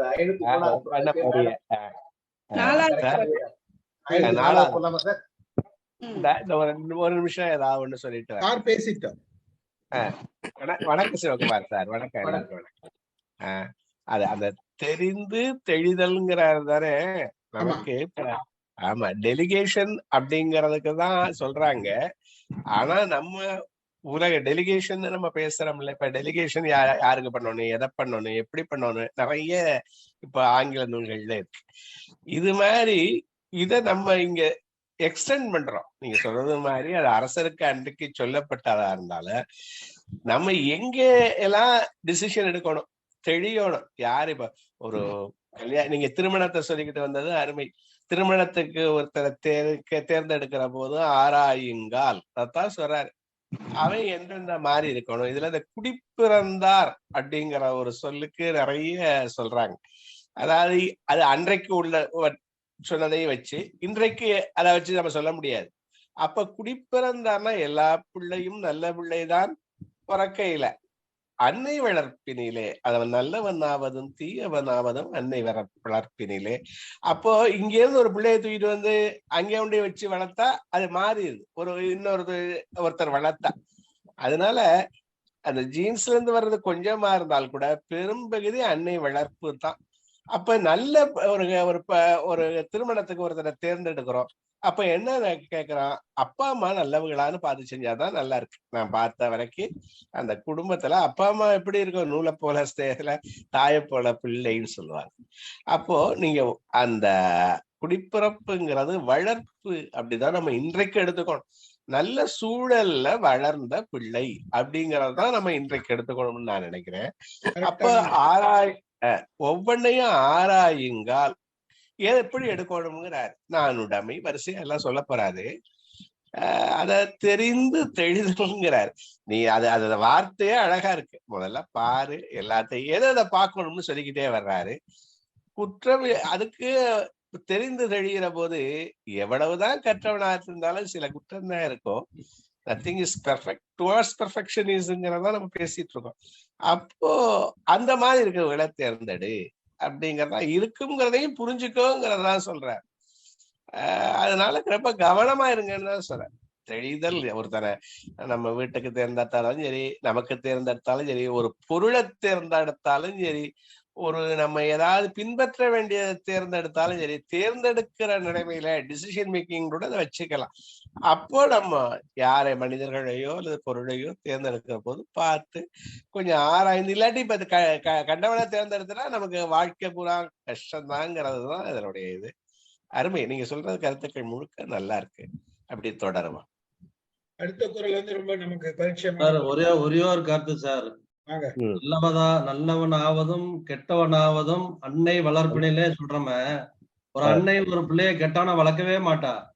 ஒரு சமூகம் தான் அந்த பிள்ளைகளை கெடுக்குது. அன்னை எந்த அன்னையும் இப்ப நம்ம வந்து படிக்காத அன்னைக்கு பிறந்த பையன்மாலாம் என்ன செய்யலாம், நல்ல மேதையாவன பிறகு அவ எப்படி அன்னையா வளர்த்தா படிச்சு ஆனாலும் இந்த அன்னை வளர்ப்புங்கிறத சூழல் தான் எடுத்துக்கணும். அன்னை வளர்ப்புல அந்த சூழல் அதான் அன்னை எந்த அன்னையும் ஒரு பையனை மோசமா வளர்க்க மாட்டாங்கிறது தான் நம்முடைய இது எண்ணமா இருக்குது. ஒரு சமூகம் தான் அவனுடைய சேர்க்கை தான் ஒருத்தனை நல்லவனாவோ கெட்டனாவோ மாத்துது. இதுதான் என்னுடைய கருத்தா இருக்குது. அது ஒரு சின்ன சிற்றறிவுக்கு பட்டதான் இங்க சொல்லணுமே ஷேர் பண்ண. நீங்க சொல்றது முழுக்க முழுக்க சரி. அங்க ஒரு விஷயம் என்னன்னா, நம்ம கவனிக்க வேண்டியது என்னன்னா, அதாவது பிள்ளைக்கு வந்து இப்ப கேட்டதெல்லாம் ஒரு தாய் வாங்கி கொடுக்குறாங்க, கேட்டதெல்லாம் வாங்கி கொடுக்குறாங்க, அவனுக்கு எல்லாமே கிடைக்குது. ஒரு நேரத்துல அவங்களால வாங்கி கொடுக்க முடியல, என்னால வாங்கி கொடுக்க முடியலன்னு சொன்னா அந்த பிள்ளை வேற மாதிரி ரியாக்ஷன். இது வந்து அந்த பிள்ளையோட ரியாக்ஷன் வேற மாதிரி. ஏன்னா அவனுக்கு எல்லாமே கிடைச்சிடுச்சு. ஒரு நேரத்துல அது கிடைக்கலன்றது வந்து புதுசு மண்டைக்கு. அந்த புதுசு வந்த உடனே அவனோட ரியாக்ஷன் வேற மாதிரி இருக்கு. அப்பா அம்மா திட்டுவான், அடிக்கிறாங்க சார். பையன் ஒரு பையன் அடிக்கிறான் சார், அம்மாவை பையன் அடிக்கிறான் சார். இது வந்து இப்போ என்னன்னா எல்லா நேரத்திலயும் எல்லாத்தையும் வாங்கி கொடுக்க கூடாதுன்றது ஒண்ணு இருக்கு. பிள்ளைங்க கேட்கறதெல்லாம் எல்லாத்தையும் வாங்கி கொடுக்கறதுன்றதுக்கு இது ஒரு பகுதி. ஒரு பிள்ளை தப்பு பண்ணிட்டு வந்துட்டா அவனை கண்டிக்கணும். பல தாய் வந்து நம்ம புள்ள தப்பு பண்ணிட்டான்னு காட்டி கொடுக்க மாட்டோம், கண்டிக்கவும் மாட்டோம், காட்டி கொடுக்கவும் மாட்டோம். அவனை பதுக்கி வைக்கிற தாய்களும் இருக்காங்க. இதெல்லாம் இந்த மாதிரிலாம் தாய்ங்க செய்யற அன்புனால செய்யறதுதான். அது பிள்ளை கெட்டு போனன்றதுக்காக செய்யல, ஆனா அது தவறு. அப்ப அங்கதான் தாய் வந்து வந்து தன்னை ஏரியாதையிலே பிள்ளையை கெடுக்கிறாங்க அப்படின்றதுதான் இது அன்னை வளர்ப்பு. இதுதான் தாய்மையோட வளர்ப்பு. பெரும்பாலும் பல பிள்ளைங்க கெட்டு போறதுக்கு தாய் தான் காரணம். நீங்க யோசித்து பாருங்க. பல பிள்ளைங்க கெட்டு போறதுக்கும் உருப்படாத போறதுக்கும் தாய் தான் காரணம். ஏன்னா அவனை கண்டிச்சு வளர்த்துக்க மாட்டாங்க. ரொம்ப ஆசையாவும் அரவணைச்சும் அவன் கேட்கறதெல்லாம் வாங்கி கொடுத்து எல்லாம் பண்ணி இதை பண்ணி வாங்கி கொடுத்துருவாங்க. நீங்க இப்ப ஒரு குழந்தைக்கு எட்டாவது படிக்கும் போது கொஞ்சம் வளர்ந்து மொபைல் யூஸ் பண்ணும் போது 1 லட்சம் ரூபாய் மொபைல் வாங்கி கொடுத்துருங்க. இன்னைக்கு எத்தனை பேர்ல இங்க வாங்கி கொடுக்குறாங்க. அப்ப அந்த பணத்தோட வேல்யூ தெரியணும்ல அந்த பிள்ளைக்கு, தெரியாதுல்ல. அந்த பணத்தோட வேல்யூ தெரியாதுல்ல. அப்ப சின்ன மொபைல் வாங்கி கொடுத்து இது காஸ்ட், இதுடா இவ்வளவு காசு செலவு பண்ணக்கூடாது, நீ படிச்சு நீ உழைச்ச பிறகு நீ பண்ணி அவனுக்கு வந்து உழைக்கிறதுக்கு கத்து கொடுக்குறோம் தாய். என் பாக்கெட்ல நீ எவ்வளவு வேணா இருக்குதுன்னு செலவு பண்ணா ஊதாரித்தனமா இருப்பான். எந்த தாயும் வந்து நீ கஷ்டப்படு, நீ சம்பாரிச்சு நீ பணத்தை சம்பாதிக்க கத்துக்கா, வாழ்க்கையில உழைக்க கத்துக்கோ, பலருக்கு உதவ கத்துக்கோன்னு சொல்லி கொடுக்கறது ஒரு தாயோட கடமை. அதை செய்ய தவறுறவங்க தாயா இருந்து அவங்க தவறுறது கிடையாது. நமக்குள்ள கஷ்டப்படக்கூடாது, நமக்குள்ள எதுக்கு பண்ணணும், நமக்குள்ளக்கு தேவையில்லை அப்படின்னு சொல்லும் போது அவனோட இயற்கையான நிலைமையில இருந்து அவன் மழி மாறுறதுக்கு உண்டான இது பாதையை அவன் வகுத்துக்கிறான். இவங்க அறிஞ்சு செய்யல, ஆனா அறியாத பல தவறுகளை செய்யறதுதான். இததான் அவர் சொல்றது அந்த பிள்ளை வளர்ப்பதும் நல்லவனா இருப்பதும் ஒரு தாயோட கவிதை. வாங்க நடராஜ் சார் சொல்லுங்க. ஸ்டீவன் தான் சொல்றதுதான் நானும் ஆமோதிக்கிறேன். அதாவது இந்த தாய்க்கு என்ன காக்கைக்கும் தன் குஞ்சு பொன் குஞ்சுன்னு சொல்லுவாங்க. இங்க ரொம்ப மோசம். அவரு கொலை கேஸ் நடந்து கொண்டிருக்கே தாய் சொல்லுவா மகனா அவன் செய்திருக்கவே மாட்டான், கேஸே முடியல, அதுக்கிடையில அவங்க டிசைட் பண்ணிக்கலாம்.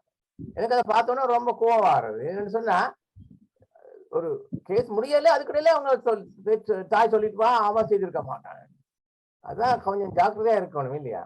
சிவன் சொன்னது ரொம்ப சரி. நீங்க சிவன் சார் சொன்னது அப்படிதான் எனக்கு பாடுது. வெஸ்டர்ன் வேர்ல்டு அந்த அர்த்தத்துலதான் இது சொல்லப்பட்ட கருத்து. வாங்க வாங்க வாங்க அடுத்தது வினத்து சார் எங்க போயிட்டாரு? அடுத்தது படிக்கலாமா சார்?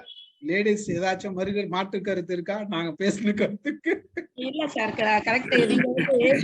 நம்ம இது அதில் மாற்று கருத்துன்னு நாங்க சொல்லதான் செய்வோம். இது ரெண்டுக்குமே எங்கள்ட்ட உதாரணம் இருக்கு.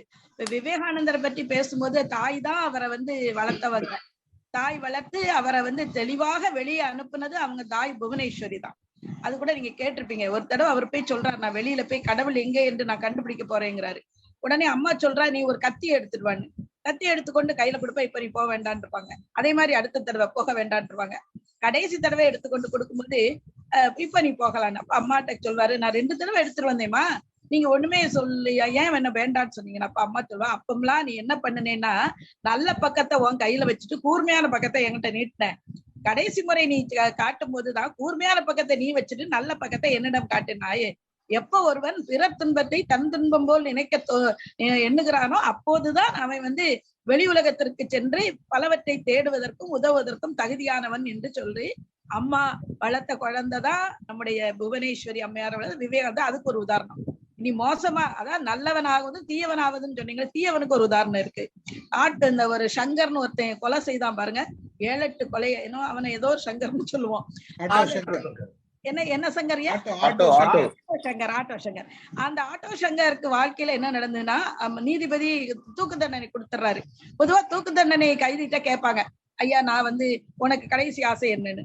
அப்ப அவன் கடைசி ஆசைன்னு சொல்லுவான், எங்க அம்மாவை நான் பார்க்கணுமா. உடனே நீதிபதி நெகிழ்ந்திருந்தாரு. ஆகா, இப்படி ஒரு மகனை பார்த்திருக்கவே முடியாது என்று அவனை அந்த அம்மாவை கூட்டிட்டு வர சொல்றாரு. அந்த இடத்திலே கூட்டிட்டு வர சொல்றாரு. பார்த்த உடனே அவன் செய்த முதல் வேலை காரி உமிழ்கிறான் அந்த அம்மா மேல. உடனே நீதிபதிக்கே கோவம் வந்துரு, என்னமா ஒரு தாயை பார்க்கணும்னு உமிழ்கிறான். எப்ப சொல்றா, நான் சின்ன வயசுல நிறைய தவறு செய்திருக்கிறேன். அப்படி நான் தவறு செய்து கொண்டு வரும்போதெல்லாம் என்னை இவங்க தண்டிச்சதே கிடையாது. என்னை பொத்தி பொத்தி பாதுகாத்தார்கள். நான் ஒரு கேரட் திருடிட்டு வந்தா ஏன் 2 கேரட் திருடிட்டு வரலன்னு கேட்டவங்க இவங்க. அப்படிப்பட்டவங்க வளர்த்ததுனால்தான் நான் இப்படி ஆணையங்கள்தான் கடைசியில் அவர்களுக்கு ஒரு பாடம் கற்பிக்கணும் நான் நினைச்சேங்கிறான். இப்ப 2 வகையிலையும் நல்லவராவதும் தீயவராவதும் அன்னை வளர்ப்பதிலே என்பதுக்கு நாங்க எந்த மாற்று கருத்தும் சொல்லலையா? கரெக்ட். சும்மா கேட்டேன். அருமையான உதாரணம் மேடம். சூப்பரா சொன்னாங்க. நான் ஒண்ணு இதுக்கு ஒண்ணு சொல்ல விரும்புறேன். அதாவது தென்றல் வீசுனா தாழம்பூ மலரும்னு இருக்கான். எல்லா தென்றல் வீசுற எப்போது எல்லா தாழம்பூவும் மலர்ந்து இல்லையா? அதாவது இதுக்கு என்ன சொல்றாங்க, ஒரு அரை நிமிஷத்துல சொல்றேன். ஒரு பெற்றோருக்கு 2 பசங்க, அப்பன் குடிகாரன். ஒரு பையன் மூத்தவே முழு குடிகாரன் ஆயிட்டான், இளையவே மிகச்சிறந்தவனா வந்தான். மூத்தவனை கேட்டாங்க, நீ என்னப்பா பண்ண, எதிரால இப்படி வந்தாயிடு. எங்க அப்பன் குடிகாரன், அவனை பார்த்து வளர்ந்தேன், நானும் குடிகாரன் ஆயிட்டேன். இளையவனை கேட்டாங்க, அவன் சொன்ன, எங்க அப்பன் குடிகாரன், அவன் அழிஞ்சேன், அவன் அம்மாவை அடிச்சேன், அதையெல்லாம் பார்த்து இந்த மாதிரி இருக்க கூடாதுன்னு நான் நினைச்சேன், நான் இப்படி இவ்வளவு நல்லா வந்துட்டேங்கிறான். அப்போ அவங்க அதை பார்க்கிற பார்வை, அதை விரிவடைகிறது. இதெல்லாம் சும்மா சொல்றது. எங்க ஆத்தா எங்க அப்பா என்னை படிக்க வைக்கலையே, நான் கல்லைத்தான் பண்ணைத்தான் காய்ச்சித்தான் குடிக்கத்தான் கற்பித்தானா, அப்படி ஒவ்வொன்றா எனக்கு சொல்றாங்க. அதாவது இது பூரா எவனாவது கெட்டு போனா சொல்றதுக்கு எங்க அப்பா அம்மா என்ன சரியா பண்ணல. எல்லாம் அவனுடைய அந்த முனைப்பு, இந்த மூளைங்கிற இது சாதாரண விஷயம் இல்லைங்கிறான். அதனுடைய வெளிப்பாடுகள், அதனுடைய கொக்கிகள், அதெல்லாம் அந்த நியூரான்ஸ் சொல்றாங்கல்ல, அதெல்லாம் ரொம்ப காம்ப்ளெக்ஸ். அது ரொம்ப காம்ப்ளெக்ஸ். அது வெளிப்பாடு ஒவ்வொருத்தருக்கும் ஒவ்வொரு விதமா வெளிப்படுது. ரொம்ப அருமை. தொடருங்க. ரொம்ப தெளிவான உரைங்க சார். நீங்க சொன்னதும் சரி, அவங்க வேலம்மாள் சொன்னது ஒரு டைப்பா இருந்தாலும் நீங்க சொன்னது ரொம்ப தெளிவா இருக்கு. ஒன்னும் பட் தவறு செய்யும் போது இது என்னதான் அவனுக்கான பண்பு இருந்தாலுமே ஒரு அடிப்படையா ஒரு தவறு செய்யும் போது நமக்கு நெருங்கின மனிதர் யாருன்னு பார்த்தா அம்மா தான். அவங்க அந்த இடத்துல கண்டிப்புன்னு ஒண்ணு இல்லைன்னா, ஏன்னா நான் கண் கூட பாத்துருக்கேன். நான் சென்னையில ட்ரிப்ளிகேன்ல வாழ்ந்திருக்கோம். கண் கூட எங்க கூடவே இருந்த ஒரு இன்னொரு டெனன்ட் ஃபேமிலி பாத்தீங்கன்னா, நாங்க பெரியவங்களா ஆகும் போதும் அவங்க பெரியவங்களா ஆகும்போது பார்த்தா அவங்க போலீஸ் கேஸ்ன்னு போயிட்டாங்க.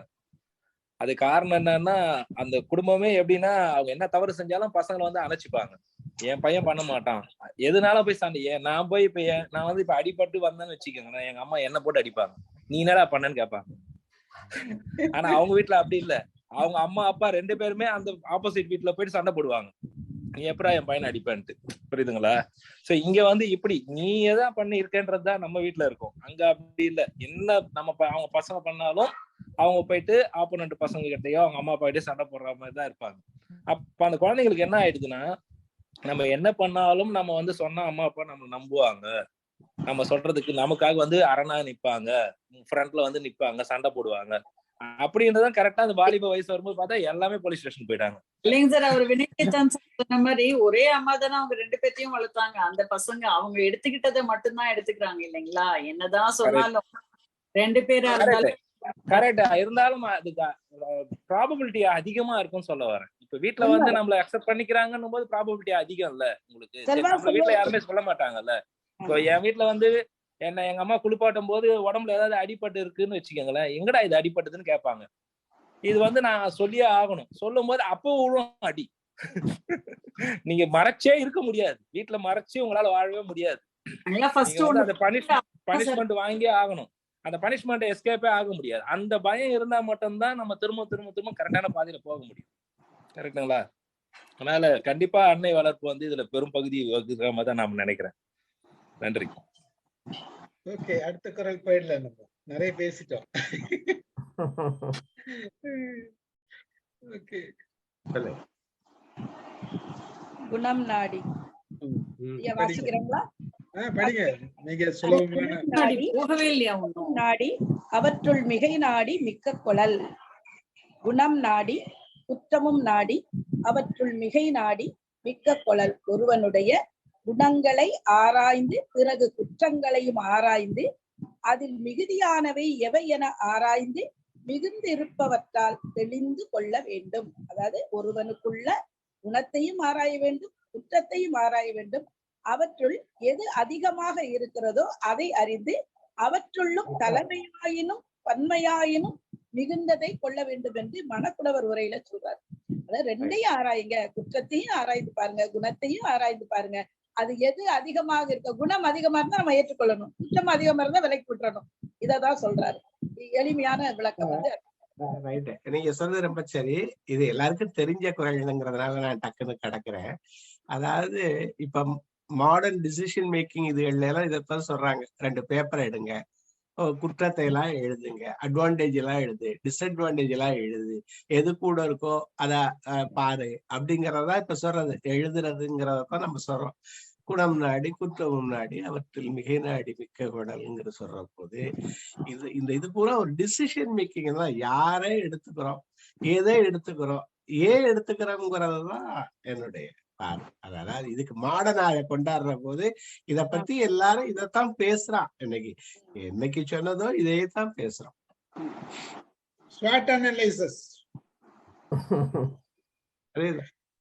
இல்ல, அவரு தெளிவா சொல்ல வந்தது என்னன்னா, எல்லாத்தையும் குணமும் இருக்கும் குற்றமும் இருக்கும், 2ஐயும் பாரு. எது அதிகமா இருக்கோ அது உனக்கு ஏற்ற மாதிரி எடுத்துக்கொள். அதுதான் எல்லா விஷயத்திலயும் 2 இருக்குல்ல, அதுல எதை பாருங்க முழுக்க. அதுதான் முதல் குரல்ல இருந்தே அதை சொல்லிட்டு வராரு. No man is very perfect. எல்லாம் தெரிஞ்சவன் எல்லாம் அறிந்தவன் யாரும் கிடையாது.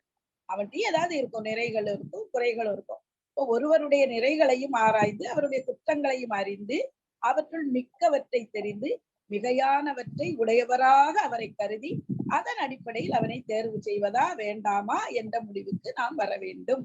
இதைத்தான் சொல்றாரு. ஒருவரை செயலில் ஈடுபடுத்தும் அவருடைய நிறை குணங்களை ஆராய்ந்து பாருங்கள். குணம் குற்றம்னு சொல்லும்போது நல்லவரா அல்லது கெட்ட குணம் கொண்டவரா என்று ஆராய்வது அன்று. அதாவது அதுன்னு நம்ம நினைக்க கூடாது. குணம் குற்றம் என்ற பண்புகளை உடைய செயல் திறன்களை தான் இங்க சொல்றாரு. செயல் திறன்களை ஆய்வதை பற்றி தான் சொல்றாரு. தேர்வு முறை அதை செய்து நம்ம தேர்வு முறை செய்வதை பற்றிய பாடல் ஐயா சொன்ன மாதிரி இன்னைக்கும் நம்ம அதை செய்துட்டு இருக்கோம்.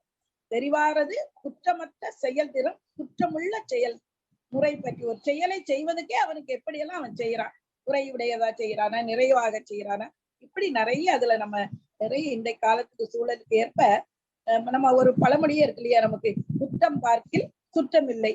ஒன்றை வேந்தல்ல ஒரு பாடல் இருக்குது, குற்றம் பார்க்கில் சுற்றம் இல்லை, குற்றமே இல்லாதவர் ஒருவரும் இல்லை, ஆகையால் சுற்றத்தார் அகப்படார் என்ற ஔவையார் மொழியும் அந்த குரல் கருத்தோடு நமக்கு இணைத்து பார்க்க முடியும். அந்த காரியம் பல இருந்தாலும் அது செய்வாரும் பலர் வேண்டும். அதனால் அவர் எல்லாரையும் நற்குணத்தவராக தேடுவது அரிது. நம்ம முதல்ல பேசிட்டு வந்ததேதான் மீண்டும் அடுத்த குரல்கள்ல திரு வள்ளுவாசன் சொல்லிட்டே வர்றாரு. நீங்க சொல்றதுல இப்ப நீங்க சொல்றது அவங்க செய்யற காரியத்துல பார்க்க சொல்றீங்களா?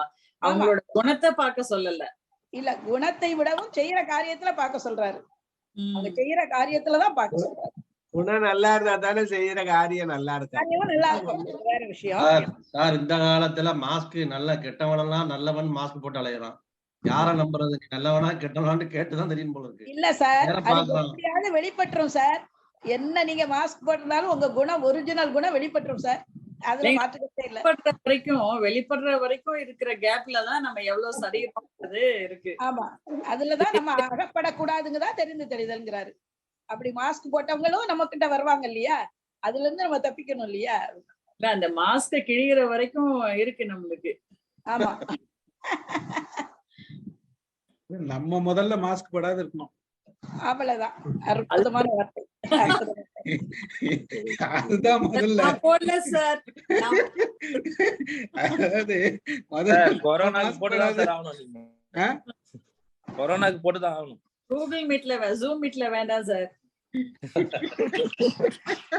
இதுல இன்னொன்னு பாக்குறேன். இதுல சூஸ் பண்றது எகைன் பிக் பண்றவனுடைய கேப்பபிலிட்டியை பொறுத்துதான் இருக்கே தவிர இது அங்க ஆப்போனன்ட் என்ன மாதிரி கெப்பாசிட்டின்றது நம்மளால ஒண்ணுமே பண்ண முடியாது இல்லையா. ஏன்னா அவங்ககிட்ட இவன் பார்த்த வரைக்கும் அவங்ககிட்ட எவ்வளவு குற்றமும் எவ்வளவு நல்ல குணமும் இருக்குன்றது வச்சுதான் இவன் எடுக்கிறான்.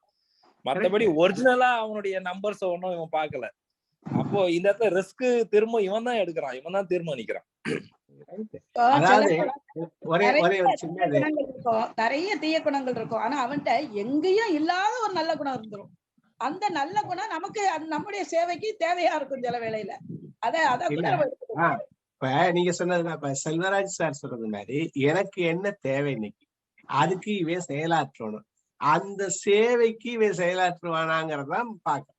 குணம் அந்த அவன் அந்த செயல்திறன் இருக்கா என முடிக்கிறதுக்கு, அல்லது நல்லா முடிச்சு கொடுக்குறானா. சில பேரை ரொம்ப நாள் வாழ்க்கை பூரா துணையா வர்ற மனைவியை தேர்ந்தெடுக்கிறது ஒண்ணு, அல்லது அவ கணவனை தேர்ந்தெடுக்கிறது ஒண்ணு, சாதாரண ஒரு வேலையை செஞ்சுட்டு போறவனை தேர்ந்தெடுக்கிறது ஒண்ணு.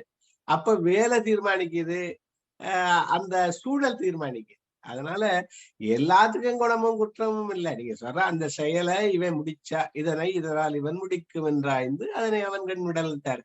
அப்ப அந்த நேரத்துல அந்த செயலுக்கு அவன் தேவை. அந்த செயல் ஒண்ணு ஒரு 2 நிமிஷத்துக்கு 5 நிமிஷத்தோட முடிஞ்சு போச்சு அவனுடைய தொடர்பு. ஒருத்தனுடைய தொடர்பு ரொம்ப காலம் இருக்கு. அதனால இது சாதாரண விஷயம் இல்லை, ரொம்ப காம்ப்ளெக்ஸ் தான். யோசிச்சு செய்யலாம், ரொம்ப அருமையான விஷயங்கள். அடுத்த நடராஜ் சார் எதை சொல்லுவாரு, இது வெளியில போடுற மாஸ்க் இல்லை இல்லையா, அதாவது மனசுக்குள்ள போடுற மாஸ்க், இந்த டிஃபென்ஸ் மெக்கானிசம் சொல்லியிருப்பாங்க இல்லையா, அதனாலதான் தெரியல. நீங்க மனசுக்கு போடுற மாஸ்கா இருக்கிறதுனாலதான் வெளியில தெரியல. மக்களே போல்வர் கையவருங்கிறாரு. 2 பேரும் ஒருத்த மாதிரி தானே இருக்கேன், நீ யார பாரு சொல்றாங்க. ஆனா ஒருத்தருக்குமே டிஃபென்ஸ் மெக்கானிசம் சொன்னா புரிய மாட்டேங்குது. இது ரொம்ப சுலபமான. அதாவது இந்த நரியும் திராட்சை பழம் கதையே படிக்காதவங்க யாருமே இல்லை.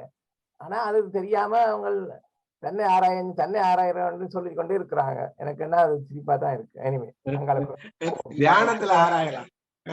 எனக்கு சார் பொண்ணு பார்க்கும்போது கூட செலக்ட் பண்ணி பார்க்கணும், மாப்பிள்ளை பார்க்கும்போது கூட செலக்ட் பண்ணி பார்க்கணும்னு சொன்னோடனே ஒரு இது ஞாபகம், ஒரு இது ஒண்ணு படிச்சேன், ரியலா நடந்தது இது. மேட்ரிமோனியல்ல ஒரு கப்பல் மீட் பண்றாங்க, அது செலக்ட் பண்றாங்க, பார்த்துட்டு என்கேஜ்மெண்ட் முடிஞ்சிது. 2 பேருக்கும் என்கேஜ்மெண்ட் முடிஞ்ச பிறகு பையன் பொண்ணு கூட பழகுறான், போறாங்க வராங்க எல்லாம் வராங்க. ஒரு நாள் பொண்ணுகிட்ட பையன் சொல்றான், எங்க வீட்டுல எங்க அம்மாவுக்கு உடம்பு சரியில்லை, இல்ல நான் ஊருக்கு போயிட்டாங்கன்னா நீ கொஞ்சம் காஃபி போட்டு கொடுக்கணும். இந்த பொண்ணு என்ன பண்ணுச்சு, அதோட அவங்ககிட்ட பேசுறது நிறுத்தி வீட்டுக்கு வந்துட்டு, அவங்க அம்மா இல்லைன்னா நான் வேலை செய்யணுமா, காஃபி போடணுமா, எனக்கு அந்த பையன் வேணான்னு முடிவு பண்ணிச்சு.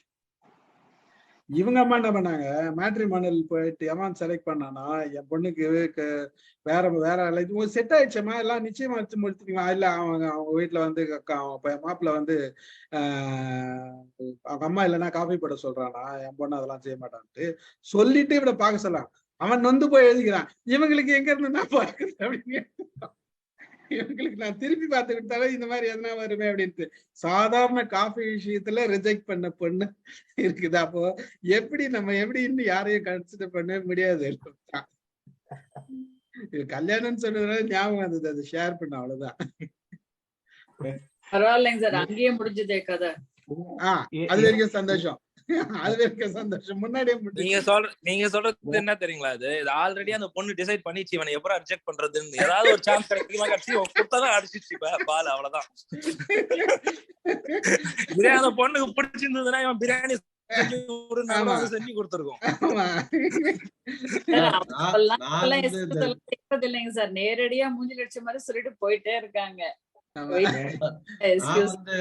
தெரிந்து தெளிதல்ல எக்ஸ்பீரியன்ஸ் ஆனது நான் வீடு கட்ட ஆரம்பிக்கும் போது எங்க பக்கம்லாம் இன்ஜினியர் வித் மேஸ்திரி தான், கட்டுமானம் கட்டுவதுதான். அப்ப அவனை கடைசியா பயிற்சி பண்ணும்போது நீ எத்தனை வீடுகள் கட்டியிருக்காங்க, அவன் ஒரு 10-16 கட்டடம் கட்டிருக்கான்னு சொன்னான். நான் சொன்னேன், ஒரு 5 இதை நீ கட்டண லட்சணத்தை பார்க்கணும், என்னோட வா அப்படின்னு சொல்லிட்டு காலைல 10 மணிக்கு வர வச்சு அவனை அன்னைக்கு தான் கூப்பிடுறேன். 5 நிமிஷத்துக்கு முன்னால போன் அடிச்சு வா ஒரு இடத்துக்கு போனோம் அப்படின்ட்டு. அப்பதான் கேட்கறான், நீ கட்டுமானத்தை காட்டணும் அப்படின்னு. ஒரு 5 இடத்துக்கு கூட்டிட்டு போனான். கிட்டத்தட்ட 10 வருஷம் ஆகி 8 வருஷம் ஆகி 10 வருஷம் வேணா எல்லாம் கட்டடங்கள்லாம் காட்டினான். அதுல வெடிப்பு இருக்கா அது இருக்கான்னு பார்த்தேன். அதுக்கு பிறகுதான் அவனை ஊர்ஜிதம் பண்ணேன், சரி பரவாயில்ல அப்படின்னு. இப்ப இந்த குரலை பார்க்கும்போது தெரிந்து தெளிஞ்ச நினைவுக்கு வருது. இல்ல இதெல்லாம் நாங்க செய்வோமான்னு கேட்டீங்கன்னா டவுட் தான். வீடு கட்டினா போய் கொத்தனார் கட்டிக்கிற பாக்குன்னு வர்றதெல்லாம் இங்க வாய்ப்பே இல்லை. அப்படி சார் நான் போய் நீ வேணா அவன் கான்ட்ராக்ட் வேணான்னு போயின்னு இருப்பான். அந்த மாதிரிதான். சவுதியில சொல்றீங்களா சார், இங்கீங்களா? சென்னையிலதான், சவுதியில இல்ல. சவுதியில அவரு அங்க சொல்ல, மிடில் ஈஸ்ட்ல சொல்ல, அவரு ஊர்ல சொல்றான், இந்தியாலதான் சொல்றாரு. கட்டி கொடுத்தா இருந்துட்டு நாம எடுத்துக்கிறோம், அப்ப கொடுத்துட்டு போயிட வேண்டியதான். அங்கெல்லாம் போய் வீடு கட்டுறதுன்றது இந்த மாதிரிலாம் அனலைஸ் பண்ண முடியாது. கட்டுவானுங்க, அதெல்லாம் ஒண்ணும் பிரச்சனை இருக்காது. வாங்க அடுத்த குரல் போயிடலாமா சார்? வாசிக்கவா சார்? வாசிங்க. கருமமே கட்டளைக்கல், பெருமைக்கும் ஏனை சிறுமைக்கும் தத்தம் கருமமே கட்டளைக்கல். மக்களுடைய குணங்களால் ஆகிய பெருமைக்கும் குற்றங்களால் ஆகிய சிறுமைக்கும் தேர்ந்தறியும் உரைக்கல்லாக இருப்பவை வேறு ஒன்றும் இல்லை, அவரவருடைய செயல்களே ஆகும். அதான் நம்ம சொன்ன எல்லாம் இப்ப நம்ம சொன்ன கருத்துக்களே தான். அவங்க எப்பமாவது வெளிப்பட்டு விடும், அவருடைய சிறுமை குணம் என்பது வெளிப்பட்டு விடும், அவர்களுடைய செயல்களிலே வெளிப்பட்டு விடும். அதனால நாம் சொல்லவே வேண்டாம். ஒருவனுடைய பெருமை, அவன் பெருமையாக இருப்பவனாக இருந்தாலும் சரி, அல்லது அவனுடைய சிறுமை பற்றி நாம் கண்டுகொள்வதற்கும் அவன்று நாம் எதையும் தேர்ந்தெடுக்கவே வேண்டாம். அவனுடைய செயல்பாடுகளை நமக்கு அவனை காட்டி தந்துவிடும் என்று அழகாக சொல்கிறார். அடுத்து பிறகு சொல்றார், இது செயல்ல பத்தி தான் அவர் ரொம்ப வலியுறுத்துறாரு. தெரிந்து தெளிதல்ல என்ன, அது ஒரு செயல் தானே. ஆமா, திருக்குறள் ரொம்ப வலியுறுத்துறது செயல்ங்கிறது தான். செயல் நன்றே வெல்லும் வகையான். அப்ப செயல்கள் தான் இது. அப்ப என்ன சொல்றாரு, கட்டளை கல் அப்படிங்கிறது உரசி பார்க்கிற கல். இப்ப தங்கத்தை உரசி பார்த்துட்டு ஒரு கல்லுல உரசுவாங்க இல்ல, இன்னைக்கு எத்தனையோ மீட்டர்ஸ் எல்லாம் வந்துருச்சு. அப்புறம் அதை சொல்லுவான். அது மாதிரி செயலை பார்த்து முடிவு பண்ணுறதுங்கிறதான் கடைசியா சொல்றாரு. குணம் குற்றத்தை விட நம்ம முதல்ல பேசுனதுதான், குணங்கள் குற்றம் இருக்கும், நமக்கு அந்த செயல் எவ்வளவு செய்யணும், அது நமக்கு வேண்டிய செயலை எண்ணித்தான் நம்ம ஆராய்ஞ்சு அதை தெளியணுங்கிற. இந்த இடத்துல நான் இன்னொரு விஷயமும் சொல்லணும்னு நினைக்கிறேன். ஆக்சுவலா அது இன்னொருத்தருக்கு மட்டும் இல்ல, நாம எதுனா தவறு பண்ணிட்டு இன்னொருத்தர் மேல பழி போடுறோம்ல, அது கூட நான் முதல்ல உனக்கு நடக்கிற, அதாவது எனக்கு தெரிஞ்சதெல்லாம் நடந்துச்சு, இவன் தான் காரணம் அவன் தான் காரணம்னு சொல்லாத, உன்னை நீ வரிசை பாரு, உனக்குள்ளவே விஷயங்கள் இருக்கும். அப்ப தெரியும் இதுக்கு யார் காரணம், நீ தான் காரணம். முழுக்க முழுக்க நம்மளுடைய எல்லா செயல்களுக்கும் நாம தான் காரணம். அங்க எங்க ஃபெயில் ஆகுதுன்னா நம்ம எடுக்கிற டிசிஷன், நம்ம எடுக்கிற செயல் வகை, இதுலதான் நம்ம ஃபெயில் ஆகிறோம். ஆனா நாம அடுத்தவங்களை குறை சொல்லிட்டு பிளான் பண்ணிட்டு நடத்துறோம்ன்றதுதான் இயற்கை. 100% இத இங்க பாருங்களேன், தத்தம் நம்மளுடையதான் தத்தம் கர்மமே கட்டளைகள். அதான் சொல்ல நானு. முதல்ல நம்மளோட செயலை பாத்துக்குங்க, நம்ம கரெக்டா செஞ்சோமா, நம்மள தேடி என்ன இருக்குது, அதை அனலைஸ் பண்ணிட்டாவே நல்லா இருக்கும். நன்றும் தீதும் பிறந்தரவாராங்கிற அடுத்தவங்க நம்ம உரைச்சு பாக்குறத விட நம்மளை உரைச்சு பார்த்துட்டு நமக்கு வேண்டியதா, இவன் வேண்டுமா வேண்டாதா, நமக்கு அதாவது முதல்ல தன்வெளியும் வினைவெளியும் சொல்றாருல, அந்த செயலுடைய இந்த செயலுக்கு இவன் வினைவெளியும் அப்படின்னு சொல்றப்பதான் மத்த தன்வெளியும் சொல்றாரு, தன்னையும் உரைச்சுப்பாரு. அப்புறம் நமக்கு எதிரி மாற்றான் வழியும், அப்புறம் துணைவெளியும் தூக்கி செயல் சொல்லிட்டார். அது மாதிரி இது ஆராய்தல் அருமை. முதல்ல நம்மள ஆராய்ச்சிக்கணும். சொல்லுங்க சார், நடராஜ் சார். ஆமா, தத்தம் என்று மட்டுமில்ல, தற்கணம் மட்டும். அதாவது இப்ப செய்யறதுதான், ஏதோ முன்புறப்புல செய்யறதுன்னு சொல்லி பழிய போடக்கூடாது. இந்த கணத்துல செய்யறதுதான் தத்தம் தற்கணம் சார். அதுக்குதான் நம்ம வச்சிருக்கோங்க ஜோசியக்காரன், இவன் சாமியாரு எல்லாம். போன பிறவில நீங்க பண்ணதுதான் உங்களுக்கு அப்படின்னு சொல்றதுக்கு ஒரு ஆள் ரெடி பண்ணி வச்சுக்கிறோம். ஜோசியக்காரன் ஒரு முத்திரை குத்தி வச்சிருக்கோம், சாமியார்னு ஒருத்தர் முத்திரை குத்தி வச்சிருக்கோம், பாதிரியாருன்னு ஒரு முத்திரை வச்சிருக்கோம். எல்லாம் போன ஜென்மத்து பிரச்சனை அப்படின்னு சொல்லி. நல்லவங்க இருக்காங்களே சார், அவங்க கஷ்டப்படுறாங்கல்ல, அப்ப அதுக்கு என்ன சார் காரணம் சொல்லுங்க? நல்லவங்க கஷ்டப்படுறாங்கன்னா என்ன கஷ்டப்படுறாங்க? இல்லைங்க சார், இப்ப பாத்தீங்கன்னா நீங்க மாதிரி இந்த ஜென்மத்துல செஞ்சதுக்கு தான் அனுபவிக்கிறீங்க அப்படின்னா, இந்த ஜென்மத்துல எவ்வளவோ பேரு நல்லது மட்டுமே செஞ்சவங்க இருக்காங்க, அவங்க ரொம்ப கஷ்டப்படுவாங்க. அதாவது கஷ்டம் நஷ்டம் எல்லாருக்கும் வருது, யாருக்கும் வராதில்ல. இப்ப நல்ல பணக்காரனா இருந்தாலும் சரி, நல்லவனா இருந்தாலும் சரி, கெட்டவனா இருந்தாலும் சரி, எல்லாருக்கும் சூழ்நிலைகள் மாறும், ஒரே மாதிரி இருக்காது. இந்த பூமி அடிக்கடி வெடிக்குது, அப்பப்போ சுனாமி வருது, அதுக்கு போன ஜென்மத்துல எதனா பண்ணுச்சா? இருக்கலாம். அப்ப அதுக்கு மேல சொல்ல முடியாது. இருக்கலாம் பதில் சொல்லிட்ட பிறகு உங்களுக்கு பதில சொல்லக்கூடாதுன்றது. அதாவது இதுக்கு ஒன்று சொல்றாங்க, மரணம்ங்கிறது நிகழ்ந்தது கஷ்டம். ஆனா அந்த மரணம்ங்கிறது நமக்கு உரியவர்களுக்கு நிகழ்கிற போது நம்ம அதை கஷ்டம்னு நினைக்கிறோம்.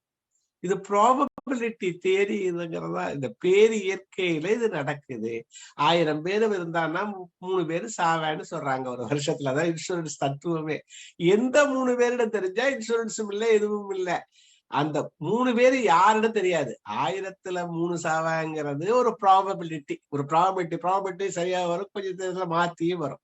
அப்ப அது நமக்கு நிகழ்ந்தா நமக்கு கஷ்டம்ங்கிறோம். அந்த ப்ராபபிலிட்டி அது எல்லாருக்கும் வரும். அது அடுத்தவனுக்கு அது செய்தி, நமக்கு அடுத்தவனுக்கு நிகழ்கிற போது செய்தி, நமக்கு நிகழ்கிற போது கஷ்டம். இது ஆக்சிடென்ட் எல்லாமே. அதனால நடக்கிறதுங்கிறதுக்கு இதையே சேர்க்கணுங்கிற அவசியம் இல்லதான். அதாவது அது வேற, இது வேற. இது நடக்க நல்லது நடக்கும், கெட்டது நடக்கும், நம்ம ஏத்தி சொல்றோம். இப்ப 5 அர்ச்சகர் மூழ்கி செத்தாங்க. சாமிக்கு தான் போனாங்க, மூழ்கி செத்துட்டாங்க. அவங்க தப்பு செஞ்சாங்க நான் சொல்ல முடியும்? ஒருத்தரை காப்பாத்த போய் நல்லது செய்ய போய் 4 பேர் சேர்ந்து போயிட்டான். அப்படிதான் பல இடங்கள்ல நிகழுது. அது இதுக்கெல்லாம் ஒரு காரணங்கள்லாம் சொல்லணுங்கிறது இல்லை. அது சொல்லியே நம்மள கட்டுப்படுத்துறாங்க. அல்லது நல்ல வழிக்கு ஒரு வேளாரி தப்பு செஞ்சா அடுத்த பிறவியில இப்படி எல்லாம் கஷ்டப்படுவாயின்னு நம்மள நல்நெறிப்படுத்துறதுக்காக இந்த வினைக்கொள்கையை வச்சுக்கலாமே ஒழிய, இந்த வினைக்கொள்கைங்கிறது முற்றிலும் உடைக்கப்பட வேண்டியது, அது தள்ளப்பட வேண்டிய கொள்கை. பெரும்பாலும் எங்க நம்ம இதெல்லாம் சொல்றோம் அப்படின்னா, நமக்கு நடக்கக்கூடிய கஷ்டன்றது என்னன்றது பாத்தீங்கன்னா, ஒண்ணு நோய் வாய்ப்பு, பணம் இல்லாதது. பணம் இல்லாதது. இந்த பெரும்பாலும் இந்த 2 விஷயத்துலதான் நம்ம கஷ்டம்ன்றத உணர்றோம். பைசா இல்லை அப்படின்ற பட்சத்துல நான் கஷ்டப்படுறேன்றத உணர்றோம். நமக்கு தேவை. நோய்வாய்ப்பட்டுச்சு அப்படின்னா இது 2த்துலயும். பட் 2த்துக்குமே காரணம் எந்த ஜென்மமும் கிடையாது. நமக்கு இப்போ ஒரு ஒரு ஒரு ஒரு ஜெனரேஷன் எடுத்துக்கங்களேன். பைசா ஒரு பணக்காரன்ற ஜெனரேஷன் எடுத்துங்களேன். அந்த ஜெனரேஷன் ஒரு ஃபேமிலி நல்ல பணக்காரன்னா அதுக்கு முன்னாடி கொஞ்சம் கொஞ்சமா அவங்களோட முன்னாடி பரம்பரை பார்த்தோம்னா கொஞ்சம் கொஞ்சமா வளர்ந்து வந்திருப்பாங்க. ஜெனரேஷனா கொஞ்சம் பணம் சம்பாதிச்சு சேர்த்து வச்சு வந்திருப்பாங்க. இதை அழிக்காத காத்திருப்பாங்க. அழிக்காத பணத்தை அழிக்காத காத்திருப்பாங்க. அப்ப அவங்க அந்த மெயின்டைன் பண்றாங்க. சோ ஒரு சிலர் அழிச்சிட்டாங்கன்னா, அந்த பணத்தை அழிச்சிட்டாங்கன்னா அடுத்து வர ஜெனரேஷன் கஷ்டப்பட வேண்டியதுக்கு எனக்கு இது பண்றது. அதே நேரத்துல நாம என்ன பண்றோம், அளவுக்கு மீறி பணம் சேர்த்து வச்சுட்டாலும் இவன் என்ன பண்றான், ஊதாரித்தனமா அழிச்சுதான். அப்பவும் அந்த கஷ்டம். அப்ப எல்லாத்துக்குமே காரணம் நம்ம தான். ஏதோ ஒரு இடத்துல இருக்குது. அப்ப நம்ம கஷ்டப்பட்டு உழைக்கணும்ன்றத கத்துக் கொடுக்கும் போது, அந்த உழைச்சி வர பணம் வரும்போது நம்ம சேர்த்துக்கும் போது அந்த கஷ்டம்ன்றது தெரியும். இதுதான் இயற்கைன்றது ஒரு காலகட்டத்துல புரியும். நம்ம நல்லது செஞ்ச வேண்டியது. உடம்புல வியாதி வர்றது எது வர்றதுன்றது இது ஜெனட்டிக்கா நம்ம இருக்கு. உடம்புல எல்லார் உடம்புலயும் வியாதி இருக்கு, எல்லார் உடம்புலயும் பிரச்சனை இருக்கு. யார் உடம்புலயும் பர்ஃபெக்ட்னு உடம்பு கிடையாது. எந்த உடம்பும் பர்ஃபெக்ட் என் பாடியில எதுவுமே பிரச்சனை இல்லைன்னு ஒருத்தராலையும் சொல்ல முடியாது.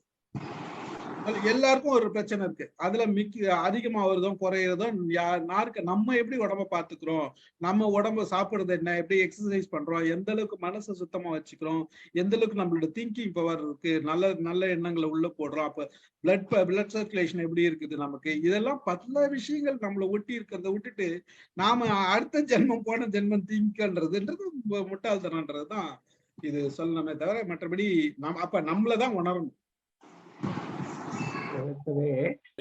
இதெல்லாம் பிக்ஸ் பண்றதுக்குதான் நம்ம ஜோசியக்காரங்க சாமியாருங்க எல்லாம் இருக்காங்க சார். நீங்க அவங்கெல்லாம் நீங்க கன்சல்ட் பண்ணணும். கன்சல்ட் பண்ணி இதெல்லாம் நீங்க அந்த ப்ராபபிலிட்டி மூணுல இருந்து நம்ம எஸ்கேப் ஆயிடலாம். அவங்க எல்லாம் ஹெல்ப் பண்ணுவாங்க. அதுக்குதான் நான் முன்னாடியே சொல்லிட்டேன். நான் இப்ப அவங்களுக்கு 2 பேரும் நம்ம அப்பாயின்மெண்ட் பண்ணி வச்சிருக்கோம். ஜோசியக்காரன், சாமியாரு, குருக்கள் அப்படின்னு அப்பாயின்மெண்ட் பண்ணி வச்சுக்கிறோம். அதுதான் சொன்னேன் நானு.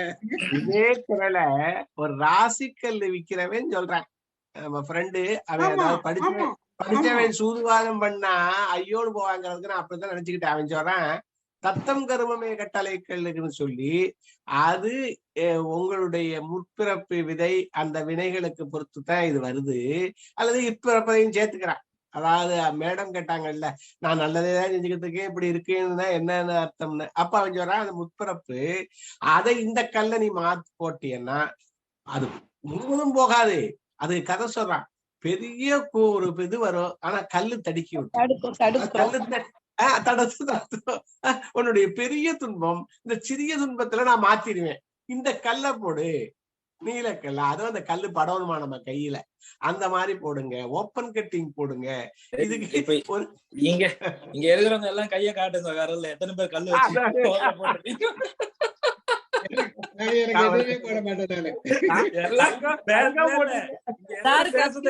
அங்க போயிட்டு நவரத்ன கல்ல போட்டு சுத்திட்டு எல்லாரும். நான் ஒரு பிளாட்டினம் இதுல ஒரு 4 டைமண்ட் வச்சு போட்டிருக்கேன், அவ்வளவுதான். நமக்கெல்லாம் எதுவுமே கிடையாது. நான் தைரியம். ஸ்டீபன் சார், உங்களுக்கு அந்த கல்யாண மோதிரம் இருக்கும்ல சார், நீங்க ஒண்ணுமே கிடையாது. நாங்கெல்லாம் மோதிரம் தாலி கட்டணும், மோதிரம் எல்லாம் போடல. மோதிரம் எல்லாம் போடல மேடம், தாலி தான் கட்டினேன். ஆமா, நாங்க என்ன லண்டன்ல தான் வந்துட்டோம். இல்லைங்க சார், மாட்டிக்கிறதுக்கு என் பிள்ளைங்களுக்கு எல்லாம் மோதிரமும் போட்டோம், தாலியும் கட்டணும். பட் நாங்க வெறும் தாலி கட்டிக்கணும், மோதிரம் எல்லாம் மாத்திக்கல. எனக்கு நான் கோல்டே போட மாட்டேன் ஒண்ணு. அதுல என் பிள்ளைங்க கூட கோட்டு போட மாட்டானுங்க, வேற வழி இல்லாத கல்யாண மந்திரம் போட்டு நானு சின்னவன் கொஞ்சம் பிளாட்டின் இதுல வாங்கிக்கினா. ஆனா எவனா 3 பேருமே நாங்க பிள்ளைங்களும் சரி 2 பேரும் சரி நானும் சரி கோல்டு எதுவுமே போட மாட்டோம். எங்க அப்பாவும் போட மாட்டாரு. வாங்க சார் நடராஜ் சொல்லுங்க. இதுல கன்சல்ட் பண்றதுல எந்த தப்பும் இல்ல, ஏதோ அவங்களும் பிழைச்சிக்கணும், அதாவது எங்களுக்கு ரொம்ப ஆசையா இருக்குன்னு சொல்லிட்டு வந்துடணும், அவ்வளவுதான். சார் நீங்க என்ன கல்லு வியாபாரம் பண்ணீங்களா? அவனும் பழைக்க வேண்டாமா? அதாவது இந்த மருந்த வாங்கினேன்னு சாப்பிடல அப்படின்னு ஒரு கதை வந்துகிட்டு இருக்கு. அவனும் மருந்து கடைக்காரனும் பிழைக்க வேண்டாமா? அருமையா சொன்ன. அடுத்ததுக்கு போங்க சார். அப்பப்ப நாசுக்கா ஜோக் அடிப்பாரு நடராஜன் சாரு. அவர் ரொம்ப ஒரு சிந்தனையாளர், யோசிச்சு. ஆமா. வாங்க அடுத்த குரல் போயிடுவோம். வாசிங்க மேடம், வாசிங்க. அற்றாரை தேறுதல் ஓம்புக மற்றவர் பற்றிலர் நானார் படி. அற்றாரை தேறுதல் ஓம்புக மற்றவர் பற்றியவர் நானார் படி. அதாவது உலகம் பற்றி அற்றவரை நம்பி தெளியக்கூடாது. அவர் உலகத்தில் பற்று இல்லாதவர் ஆகையால் பழிக்கு நாணமாட்டார்.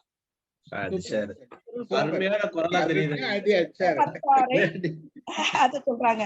ஒழுக்கமற்றவரை தேர்தலை தவிர்க்க அவர் ஓரிடத்தும், இது மணக்குடவர் உரை, ஒழுக்கமற்றாரை தேர்தலை தவிர்க்க அவர் ஓரிடத்தும் பற்றுடையாரும் அல்லர். ஒழுக்கமற்றவர்கள் எதுலையுமே தங்களை ஆழ்வைப்படுத்திக் கொள்ள மாட்டாங்க, பழிக்கும் நாண மாட்டார்கள். அந்த பழிக்கு இது எடுத்துக்கொள்ள வேண்டிய பொருள் தான். பழிக்கு நாணாதவர்களை நம்ம சேர்த்துக் கொள்ளக்கூடாது. என்ன எப்படினாலும் பரவாயில்லன்னு நினைப்பால, அவனை சேர்த்துக்கிறாத அப்படிங்கிறார். சிம்பிள் பொருள். தெளிவா சொல்லி இருக்காரு. ஒரு பேர் மட்டும் சொல்ல, சாமியாரும் பேர் சொல்ல.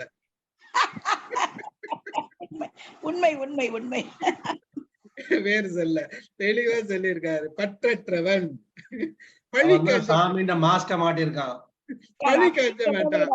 இந்த உலகத்து வாழ்க்கையில பிடிப்பு இல்லாதவங்கன்னு சொல்லுவோம்ல, அதான் பிடிப்பு காட்டாதவங்களை அவங்கள ஏற்காத, அவர்களுக்கு பற்று கிடையாது, அதனால எந்த பழிக்கு அவங்க நாண மாட்டாங்க. அதுதான் உங்களை இந்த அற்றாரைன்னு ஒரு சொல்ல போட்டுட்டு எது அற்றார்னா அவர் சொல்லல. அது பூரா நம்மகிட்ட விட்டுட்டாரு. ஒருத்தர் எழுதுறாரு உலகப்பற்றுன்னு, இன்னொருத்தர் எழுதுறாரு சுற்றம். இப்ப சுற்றமற்றாரை, இப்ப சுற்றம் இருக்கவே பிள்ளை அப்படி வந்துடும் இப்படி வந்துடும் நினைப்பாராம். அவன் பிள்ளை இல்லாதவன், அதாவது இல்ல அப்படின்னு. அதே மாதிரி கொள்கையில என்ன கடவுள் ஒண்ணும் செய்ய மாட்டாரு அப்படின்னு நினைக்கிறவன் என்ன பண்ணுவேன், skin to skin no sin. நம்ம ஒரு ஃப்ரெண்ட் ஒருத்தர் சொன்னார், அப்படி சொல்லிட்டு எல்லாம் பண்ணுவேன். அதாவது பற்று எதுலையாவது இருக்கணும். அது அற்றவன் ஒரு கொள்கையில எனக்கு ஒண்ணும் ஜாமியம் செய்யாது, பூதமும் செய்யாது, என்ன எதுவும் செய்யாதுன்னு நினைக்கிறவனோட, நான் சொன்னா உங்களுக்கு புரியும், அவனோட கவனமாயிருக்குன்னு சொல்றாரு ஒருத்தர். கடதாசன் எழுதுறாரு, இவர்களுக்கு உன் மனைவியை அறிமுகம் செய்து வைக்காதே அப்படின்னு எழுதுறாரு ஒரு குறிப்பிட்ட இதை சொல்லி. அப்போ அற்றாரைன்னு சொல்லிவிட்டு நம்ம திருக்குறள்ல விட்டுட்டாரு. அதுக்கு முன்னாடி இருக்க அற்றார நீங்க யோசிச்சுக்குங்க. பலமற்றாரை, உறவற்றாரை, நிறைய இந்த கொள்கையற்றாரை, எதுவும் சரின்னு நினைக்கிறதுக்கிட்டே எல்லாத்தையும், அதான் நாணுதல்னு சொல்றாங்க. அதுல பின்னாடி சொல்றப்போ நாணாமை அப்படிங்க. அதனால அற்றாரைன்னு சொல்லிட்டு போட்டுட்டு விட்டுட்டாரு. நம்ம உலகப்பற்றுன்னு வச்சுக்கலாம், சாமி பற்றுன்னு வச்சுக்கலாம், அல்லது சாமி பற்று இன்மைன்னு வச்சுக்கலாம். பொதுவா அற்றார் என்ற சொல்லுக்கு இல்லாதவர் அப்படின்னு நம்ம பொருள் சொல்லுவோம்ல சார். என்ன இல்லாதவர்?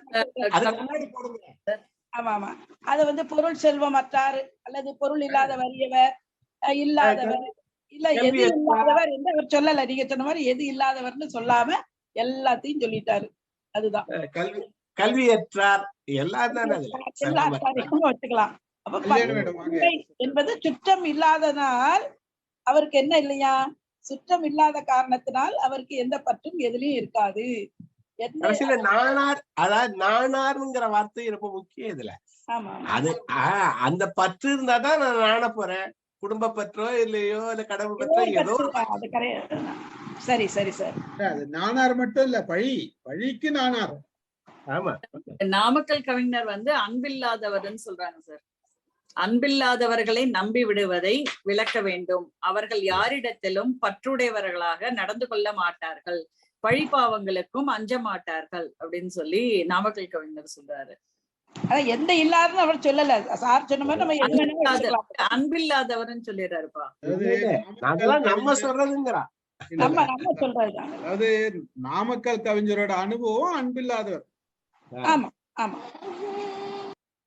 ஒவ்வொருத்தரோட அனுபவம் எதுக்கு நாணோனும்னு பின்னாடி முன்னாடி எல்லாம் சொல்லி வச்சிருக்காங்க. எதுக்கு பழிபாவத்துக்கு அஞ்சோணும், நாணுதல் எதுக்கு நம்மளோட பெருமை குறைஞ்சா நாணோணும் அப்படிங்கறது எது நாணாமைங்கிறது ஒரு மிகப்பெரிய இதுதானே. அம்மா அப்பாவுக்கு சாப்பாடு போடாட்டி நாணோணும், இந்த மாதிரி எல்லாம் இந்த சமுதாயம் எதை பழிக்குதோ அதுக்கெல்லாம் நாணோணும். அதுதான் இனிமேல் யார் வந்து இது நான் இதை திறந்துட்டேன்னு சொன்னாலும் கொஞ்சம் ஜாக்கிரதையா இருக்கணும்ன்றத சொல்லியிருக்காரு. வேற ஒன்றும் கிடையாது. புரியல. நான் வந்து இதெல்லாம் திறந்துட்டேன், இதெல்லாம் இனிமேல் எனக்கு கிடையாது அப்படின்னு சொல்றவங்க கிட்ட ஜாக்கிரதையா இருங்க அப்படின்னு சொல்றாரு. வேற ஒன்றும் விஷயம். அடுத்த குறள் போயிடலாம். கலைஞர் எழுதுறாரு, நெறியற்றவர்களைன்னு போட்டார். ஒரு பணிக்கு தேர்வு செய்வது கூடாது, அவர்கள் உலகத்தை பற்றி கவலைப்படாமல் பழிக்கு நாணாமல் செயல்படுவார்கள். இயற்கை தானே அது. பொதுவாவே இவர் அற்றாருன்னு சொல்றாங்கன்னா ஒரு வரைமுறைக்குள்ள இல்லாதவங்க, ஒரு கட்டுக்குள்ள இல்லாதவங்க. இந்த கட்டுக்குள்ள அப்படின்னா அவங்களுக்கு கட்டுக்கடங்காத இருப்பாங்கன்றதுதான். அதுதான் அதான் பொருளா நம்ம எடுத்தோம். அப்ப அவன் கட்டுக்கடத்தை அங்க இருந்தான்னா அவன் எந்த பழிக்கும் அஞ்ச மாட்டான், அதை பத்தி போயிட மாட்டான். நம்ம யாரும் அப்படி இல்ல. அத மத்தவங்க சொல்லணும் இல்லைங்களா சார்? நம்ம யாரும் அப்படி இல்லைன்னு சொன்னா, அதாவது நம்ம யாரும் அப்படி இல்லைன்னு சொன்னா, நான் அப்படி இல்லைன்னு நான் சொல்லல. நான் நல்லா யோசிக்க இல்ல நம்ம எல்லாத்தையும் சேர்த்துதான் சொல்றீங்க சார். இதுதான் சொல்றேன். அப்போ நீங்க ஒத்துக்கிறீங்க அப்படின்னா வந்து ஓகே அப்படின்றது அர்த்தம். நீங்க மத்தவங்களுக்கு சொன்னா நல்லா இருக்கும்னு எதிர்பார்க்கறீங்க அப்படின்னா அப்ப நாங்க சொல்லணும்னு எதிர்பார்க்கறீங்க. இல்ல எல்லாரும் அப்ரூவலுக்கு ஏங்குறமா, அது ஒண்ணு. இப்ப சார் சொன்னதுதான் நான் மனசுல நல்லவன்னு நான் நினைச்சிட்டேன்னா நானும் இல்ல. முதல்ல என்னத்தானே யோசிக்கணும். நான் யோசிக்கிற போது நான் இதை செய்ய மாட்டேன்ல. நான் நல்லவே என்ன ஊர் நல்லவன்னு சொல்லணும்னு நான் விரும்ப ஆரம்பிச்சிட்டேன்னா நான் எல்லாரும் பழிக்கு அஞ்சுவன்ல. ரொம்பவும் நல்லவன் நம்ம நினைச்சோம், ரொம்பவும் அஞ்சுவோம். அதுவும் கஷ்டம். பல நேரங்கள்ல ரொம்ப நல்லவங்களா இருக்கு, அதனால கஷ்டப்படுறவங்க இருக்காங்க. கஷ்டப்படுறவங்க இருக்காங்க. எதுக்கு எடுத்தாலும் நம்ம வந்து ரொம்ப எல்லாருக்கும் நல்லவங்க எல்லாம் இருக்கணும்னா முடியவே முடியாது. பீப்புள் ப்ளீசர்னு பேசுறோம்ல, அப்படி இருக்க முடியாது. அடுத்த குறள் போயிடலாம். காதன்மை 507வது குறள். காதன்மை கந்தா அறிவறியார் தேறுதல் பேதமை எல்லாம் தரும். காதன்மை கந்தா அறிவறியார் தேறுதல் பேதமை எல்லாம் தரும். அதாவது அறிய வேண்டியவற்றை அறியாது இருப்பவரை அன்புடைமை காரணமாக நம்பி தெளிந்தவர்க்கு எல்லா அறியாமையும் அது கொடுக்கும். அன்புடைமையே பற்றாக அறிவுடையார் அல்லாதாரை தேறுதல் எல்லா அறியாமையும் தரும். அரசர் அன்புடையாரை தேரலாம் என்பது சொன்னாலும் கூட அது அவ்வளவு சிறப்பில்லை. அது நமக்கு வேண்டியவங்க அன்புடையவங்க என்று அன்பினால் மட்டும் ஒருவரை தேர்ந்தெடுக்காத, அறிவார்ந்த தன்மையிலும் நீ தேர்ந்தெடுக்க வேண்டும் என்று இது சிறப்பாக சொல்கிறார். நமக்கு பிரியமானவர்கள், அதுதான் இங்க உண்மை. பிரியமானவர்கள் என்ற காரணத்திற்காக மட்டும் அறிய வேண்டியதை அறியாதவர்களை நம்பி காரியத்தை அவர்களிடம் விடுவது முழு மூடத்தனமாகும் என்றும் இதற்கு செல்வராஜ் சார் சொன்னார்ல, அதாவது அம்மா பிள்ளைய எல்லாத்துக்கும் ஒத்துக்கிறா. அங்க என்ன இருக்கு? இந்த காதன்மை, அந்த அன்பு தான் இருக்கு. அப்ப அந்த அன்புடைய காரணமாக பிள்ளைய அவ ஒத்துக்கிறா, அவன் செய்யற தவறுகளோட ஒத்துக்கிற. அதனால இதுல அன்பு, இந்த ஒரு பக்கத்துல சார்பு இல்லாம டிசிஷன் எடுங்கிறது தான். எதுலயும் சார்பு இல்லாம அதுக்கு டிசிஷன் எடுக்க வேண்டிய வேண்டாதவங்க சார்பு இல்லாம டிசிஷன் எடுங்க, எடுத்தா அது சரியா இருக்குங்கிறது தான் இந்த குறள் சொல்லுங்க பார்த்தா உண்மை. அதாவது ரொம்ப நான் உங்களை கேர் பண்றேன் அப்படின்னு உங்க மேல லவ் அண்ட் அஃபெக்ஷனா இருக்கிறேன்னு சொன்னாலும் அவங்க கிட்டலயும் கொஞ்சம் ஜாகிரதையா இருங்கன்னு சொல்றாரு. கரெக்டா சார்? அதாவது நம்மளுடைய காதல் ஒரு மேல இது டிசிஷன் நான் தானே எடுக்க போறேன். என்னுடைய அன்புடைமை என்னுடைய சார்புடைமை இது சொல்லி ஒருத்தனை தேர்ந்தெடுக்க வேண்டாம்ங்கிறது தான் அதனுடைய பொருளாக சொல்றேன். அதுதான் சரியானது. நமக்கு வேண்டியவன் ஒருத்தன் இன்டர்வியூக்கு வந்திருக்கான் அப்படிங்கிறதுக்காக நம்ம அவங்கள நம்ம அன்பின் வெளிப்பாட்டு கண்மைப்பா நிறைய பேர் அப்படித்தானே ஆயிருது. நிறைய இடத்துல அப்படித்தானே ஆயிருது. டிசிஷன் எடுக்கிறான், ஏதோ டிசிஷன் அப்படித்தானே எடுக்கிறான் சில நேரங்கள்ல. ஒரு உதாரணம் சொல்லுங்க சார். நம்ம தமிழ்நாட்டிலயோ இல்ல கவர்மெண்ட்லயோ நல்ல அறிவாளிகளா அட்வைசர் வச்சுக்கோங்க யாருங்க சார்? முட்டாள்களா அட்வைசரா வச்சு யாரு தலைவர்கள் யாரு சார்? முட்டாள்களா அட்வைசர் வச்சு கூட நான் பாத்துருக்கோம், அறிவாளிகளா அட்வைசர் வச்சுக்கணும் நான் பாத்துருக்கோம். பழைய ஆலோசனை காமராஜரை சொல்லலாம். அவரு ஒரு மாற்று இருந்தா கூட சேர்த்துக்கிட்டாராம். இங்க மூடர் கூட்டம் நல்ல தோழிகள் மாதிரி இருக்கு கூட சார். நல்ல அட்வைசரா இருக்கு சார். சிலர் தோழிகள் அட்வைசரா வச்சிருக்காங்க.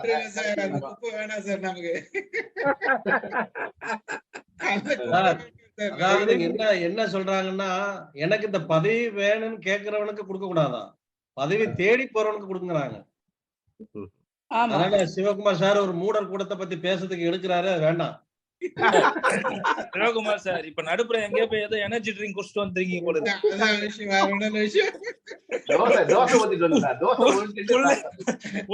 எனர்ஜியா இருக்கிறீங்க, வந்த உடனே வாடா அப்படின்ட்டு.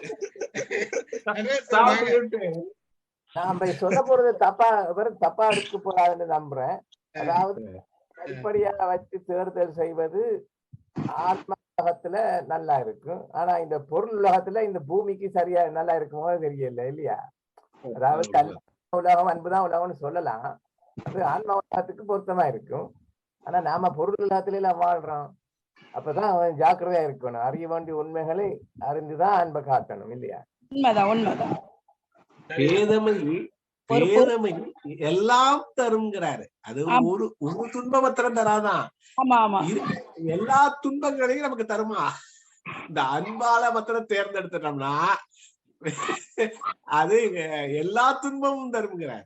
அதுதான் பொதுவாக இந்த பொறுப்பான பணிக்கு உரியவங்களை நம்ம தேர்வு செய்யும் போது நல்லா ஆராயணுங்கிறாரு. வேண்டிய ஒன்று நமக்கு இருக்கணும். அது அந்த பொறுப்புக்குரிய அறிவு இருக்குதா, தகுதி இருக்குதா, பட்டறிவு இருக்குதா, திறமை இருக்குதா இன்னும் பார்க்கணுமா. ஆனா சில வேளையில நம்ம என்ன பண்ணிடுறோம், அன்பு நட்பு இவை காரணமாக தேர்வு முறையில நம்ம என்ன செய்வோம், குறிக்கிடும். உறவினை நட்பினை இலக்க மனசு இருக்காது நமக்கு. அந்த மனசை நம்ம காயப்படுத்த வேண்டாம்னு கூட சில வேளையில நினைப்போம். அப்படி பார்த்து பாராதது போல சில வேளையில தொழிலறிவு இல்லாதவரை நாம் இணைத்துக் கொள்ளக்கூடிய சூழல் ஏற்படுங்கிறார். அப்படி ஏற்படும் போது ஒருவன் அப்படி ஏற்பட்டு எந்த வகையிலும் அறிவில்லாத ஒருவனை நாம் தேர்வு செய்தோம் என்றால் அவன் அறிவு தெளிந்தவன் என்பதை நம்ம ஆராயணும். இல்லை என்றால் வெறுப்பின் காரணமாக ஒருவனிடம் அறியாமையே கண்டு அறிவு பகுதி ரெண்டும் சொல்றாருங்க. அன்பின் காரணமாக நம்ம வேண்டியவங்களை எடுக்கிறது ஒண்ணு, இன்னொன்னு வெறுப்பின் காரணமாக சிலருக்கு அறிவு நல்லா இருந்தாலும் அவங்கள கண்டுக்காம விடுறது. இந்த ரெண்டையும் நீ செய்யாத, செய்து ஒரு நல்ல ஐயா சொன்ன மாதிரி அந்த மறு சிந்தனையின்றி அவரவர்களுள்ள பொறுப்புள்ள பணியில் நல்ல தேர்ந்து தெளிந்து அவனை நியமிப்பதுதான் நமக்கு ரொம்ப சிறப்பு என்று இங்கே சொல்லப்படுகிறது. அந்த கந்தா என்ற பொருளா ரொம்ப அழகு. கந்தா என்பதற்கு பற்று ஆதாரமாக, மூலமாக, பற்றுக்கோடாக, காரணமாக, அடிப்படையாக, இப்படி நிறைய பொருள் இருக்கு. கந்தாக என்பது குறைந்து கந்தாக என்பதுதான் கந்தா என்று ஆனது என்று இங்கு சொல்லலாம். பற்றுக்கோடு என்பது பொருள். சிம்பிள். ஆக்சுவலா இந்த காலத்துல நம்ம இவ்வளவு பேசுறோம். நம்ம ஒரு கடைக்கு போறோம், ஏதோ ஒரு இது வாங்க போறோம் கொள்றோம், ரொம்ப அழகா பேசி, ரொம்ப நம்ம கிட்ட பாசமா இருந்து, நம்ம கிட்ட அக்கறை காட்டுற மாதிரி பேசி அழகா வித்துட்டு போயிடுறான். ரொம்ப நமக்கு 4 ரூபாய்க்கு வாங்க வேண்டிய பொருளை 8 ரூபாய்க்கு வித்துட்டு போறவனா இருக்கா. நம்மள அழகா பேசுவோம். ரொம்ப அந்த அளவுக்கு நாம உடனே மயங்கிடுறோம். அவனோட பேச்சாலையும் அவனோட நடவடிக்கைகளும், ஐயோ இவன் போல நல்லவா இருக்க மாட்டானா, ஒரு வாங்கி வந்து கொஞ்ச நாள் கழிச்சு நம்மள ஏமாத்திட்டான். பல நகைக்கடை இந்த மாதிரி இந்த உறவுலதான் விக்கிறாங்க. அவன் பேசுறத அதை வச்சுதான் விக்கிறான்.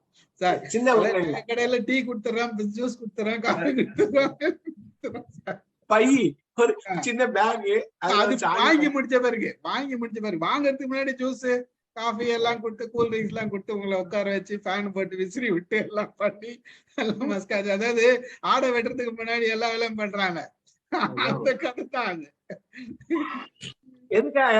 ஏதாவது அவன் மேல அன்பு வரும்னு அதுல டிசிஷன் எடுக்காதுன்னு சொல்றேன். ஆமா சார், நீங்க அவனுடைய உண்மையான முகத்தை பாக்கணும்னா அந்த பொருளை ரிட்டர்ன் பண்றதுக்கோ இல்ல அதுல ஏதோ குறைய வந்து அப்ப தெரியும் போய் பாருங்க. உங்க ட்ரீட்மெண்ட் அப்ப தெரியும். அழுக்கு சேர்ந்துச்சுன்னு பாதிய குறைப்பேன்.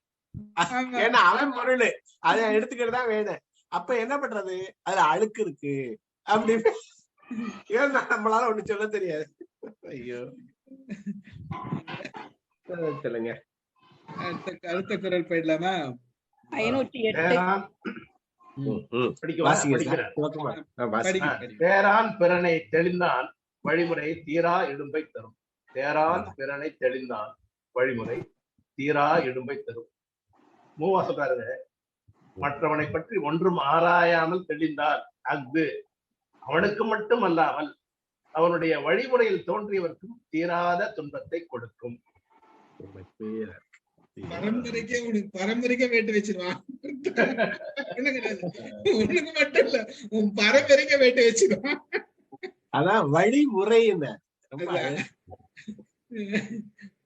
தீரா இடும்பை, அதுவும் இடும்பைன்னு சொல்லாம தீரா இடும்பை. அது வந்து நீ அழிஞ்சிட்ட, சுத்தமா அழிஞ்சிட்ட, அதுக்கப்புறம் தேரவே முடியாது. நீ மட்டும் அழியல, உன் வழி வழியா அழிஞ்சு போயிரும். அது அந்த தொழில் நசிஞ்சு உன் பரம்பரைக்கே நீ வந்து கேடு செய்துற. எத்தனை பேர் வீட்டுல வேலைக்காரங்க கோடிக்கு சம்பாரிச்சு கோடியா வீட்டுக்கு கட்டி இருக்கிறாங்க. ஆமா ஆமா, இப்ப பார்த்தோம்ல. அதுல என்ன கொடுமைன்னா, எவ்வளவு நகை காணாத போச்சுன்னா தெரியல, அவங்களுக்கே தெரியல. போலீஸ்கார நீங்க பார்த்து எவ்வளவு நகை காணாத போச்சுமா பார்த்து சொல்லுமா அப்படின்னு. அப்போ அதுக்கப்புறம் முதல்ல 50 சவரன்னவங்க அப்புறம் 200 சவரன்றாங்க. அதாவது எந்த நகை விட்டாங்கன்னு தெரியல. அதை அழகா எடுத்துன்னு போயிருக்காங்க, கோடியா வீடு கட்டியிருக்காங்க. எப்படி இருக்குது பாருங்க. இப்ப எந்த அளவுக்கு அவங்களோட இது யார சொல்றது? அவங்க கொடுத்துதான் எடுத்துட்டு போயிருக்காங்க. அவங்க எடுத்துன்னு போல சார், ஓனர் கொடுத்துதான் அவங்க எடுத்துட்டு போயிருக்காங்க. அதுதான் எடுத்துன்னு போ. புரியுதா யாருக்கு சொல்றேன்ட்டு? புரியுதுயா, புரியுது. அவங்களுக்கு ஒரு காரணம் சொல்றாங்க. அவங்க உழைச்சேன் 35,000 தான் சம்பளம் கொடுத்தாங்க. 35,000 தான் அவங்களுக்கு சம்பளம் கொடுத்தாங்க. அது பார்த்தா எல்லாருக்கும் ஒரு காரணம் இருக்கு சார், எல்லாத்துக்கும் ஒரு காரணம். 35,000 சாதாரண ஆளுக்கு கூட கிடைக்கிறது தவறு இல்ல சார். ரொம்ப தெரிஞ்சுட்டாங்க. அதிகாரத்துக்கு கரெக்டான எங்க இருக்கு தெளிவாயிட்டாங்க. வாங்க சார், நடராஜ் சார் வாங்க. முந்தின குரலுக்கே சொல்ல நினைச்சேன். அந்த ஆங்கிலத்துல சொல்லுவாங்கல்ல, மெரிட்னு சொல்லி ஒரு ஆளுடைய மெரிட் தெரிஞ்சிருக்கணும் இல்லையா? அதான் மெரிட் தெரியாம செய்தா நாங்க அப்ப இந்த தலைமுறைக்கு தான் வழிமுறை எங்களோட ஹெரிட்டரிக்கும் போயிடும் அது. அந்த அப்ப ஒரு ஆள்கிட்ட மெரிட் தெரிஞ்சுதான் ஜாப் கொடுக்கணும். அதை விட்டுட்டு நாங்கள் வேற ஏதோ அன்பா அப்படி இப்படின்னு சொல்லி இன்ஃபுளுன்ஸ் பண்ணி கொடுக்குறாங்க. மெரிட்ன்னு சொல்றதுதான் தமிழுக்கு அது சரியான தமிழ் சொல்லி இருக்கு மாதிரி இல்லை. தகுதி என்ன வைக்கலாம் இல்லையா? தகுதி அறிந்து இருக்கணும். தராதரம் அறிந்து,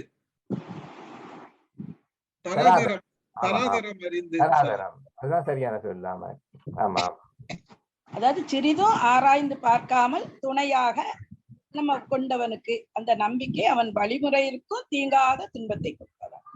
தீராத நீங்காத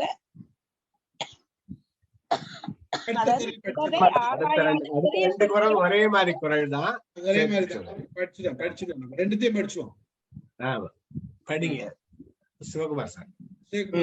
தேரர்க்க அடுத்தது 9. தேரர்க்க யாரையும் தேராது, தேர்ந்த பின் தேறுக தேரும் பொருள். என்ன வார்த்தை கொட்டார். தேரர்க்க யாரையும் தேராது, தேர்ந்த பின் தேறுக தேரும் பொருள். அழகான வார்த்தைகள் தான். யாரையும் ஆராயாமல் தெரியக்கூடாது, நன்றாக ஆராய்ந்த பிறகு அவரிடம் தெளிவாக கொள்ளத்தக்க பொருள்களை தெளிந்து நம்ப வேண்டும். சூப்பரான பொருள். தேரர்க்க யாரையும் தேராது, தேர்ந்த பின் தேறுக தேரும் பொருள். நல்லா சிந்திச்சு ஒரு விஷயத்த செஞ்சிட்ட பிறகு யோசிக்காத. அதுதான் சொல்றாரு நடராஜ் சார். வாங்க சொல்ல வர்றாரு. தேர்தலே அதுல சேர்த்திருக்கலாம் இல்லையா? தேர்தல் அதனாலதான் தேர்தல் பேர் வச்சாங்க. நான் நினைச்சேன் ஏதோ ஜோக் அடிக்க வர்றாரு சார் அப்படின்ட்டு. எதையுமே சார் அவர் என்ன சொல்றாரு அதுலயும் கவனமா சொல்லணும். நம்ம அதாவது யாரையும் ஆராயாமல் தேர்ந்தெடுக்க வேண்டாம், நன்றாக ஆராய்ந்த பிறகு அவரிடம் அததான் கவனிச்சு நம்ம பார்க்கணும். தெளிவாக கொள்ளத்தக்க, எல்லாத்தையும் நீ நம்பிராத, தெளிவாக அவனுக்கு எது தகுதி உடையதோ அதை கொள்ளத்தக்க பொருளை தெளிந்து நம்ப வேண்டும். எல்லாத்தையும் நீ நம்பிராத, உனக்கு எது தேவையோ அதை சிறப்பாக முதல்ல தேர்ந்தெடுத்த பிறகு அந்த விஷயத்துல நம்பு அப்படிங்கிறாரு. எல்லாத்தையும் சொல்லல, அவரு அழகா சொல்றாரு பாருங்க. தேர்ந்த பின் தேறுக தேரும் பொருள். எல்லாம் அந்த தேரும் ஒரு வார்த்தையை போட்டார் பாருங்க உடல. தேறுக தேரும் பொருள், அதுதான் அங்க உண்மை. அடுத்த குரலும் படிச்சலாம். தேரான் தெளிவும். அடுத்தது இதுலயே தீரா எடுப்பு தரும். கடைசி பாருங்க 508 தீரா எடுப்பு தரும், 510 தீரா. தேரான் தெளிவும் தெளிந்தான் கண் ஐயுறவும் தீரா எடுப்பை தரும். ஆமா, இந்த மாதிரி ரிப்பீட்டடா ஒரு வார்த்தை ஃபர்ஸ்ட் டைம் பாக்குறேன். தீரா எடுப்பை தரும். 510 தீரா எடுப்பை தரும். ரெண்டு ஒத்த கருத்துங்கிறதுனால தீரா எடுப்பை. வழிமுறை துன்பம் எல்லாம் அந்த தீரா எடுப்பை தான் அவர் சொல்றது பூரா. சொல்லுங்க.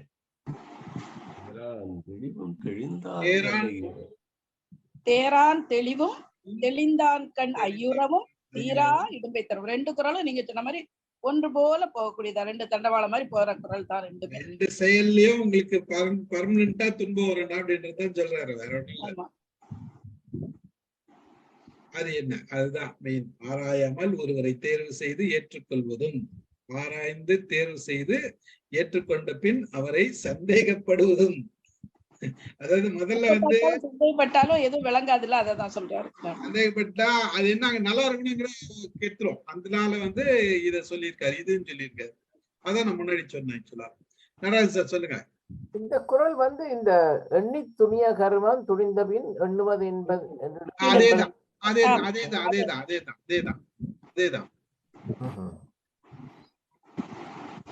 இந்த பின் மனமே துயரம் கொள்ளாது. அது கருமத்துக்கு சொல்றாரு, இது செலக்ஷன் ப்ராசஸ் சொல்றாரு. கரும ஆக்ஷன் இது செலக்ஷன், ரெண்டு டிஃபரெண்ட். இது எந்த அளவுக்கு தெளியணும்ன்றது தெளி வச்சிருக்காங்க. நாமளும் நல்லாதான் பேசணும், நிறைய பேசணும், நல்ல கலந்துரையாடல் தான். சார் சொல்லுங்க ஏதாச்சும். முழுக்க இந்த தேர்றதுன்ற வார்த்தை இன்னைக்கு வரைக்கும் நம்ம ரொம்ப சர்வசாதாரணமா பேசிட்டு இருக்கோம் சார். அதாவது என்ன மச்சி அங்க போன ஏதாவது தேர்ந்துதா, ரைட்? ஏதாவது காசு கிடைச்சதா, இல்ல ஏதாவது ஒர்க் அவுட் ஆச்சா, இன்னைக்கு வரைக்கும் சர்வசாதாரணமா பேசிட்டு இருக்கோம். அதான் ஒவ்வொரு இடத்துல ஒரு பொருள். அது ஆக்சுவலா எதனாச்சும் தேர்ச்சான்னா காசு கிடைச்சதா அப்படின்றது இது. வேற இடத்துல தேர்ந்தெடுத்துட்டாங்களா அப்படின்னா செலக்ஷன் ஆயிட்டோமான்றது. நம்ம தேர்ச்சி விட்டுறோமா பாஸ் பண்ணிட்டியா அப்படின்ற மாதிரி.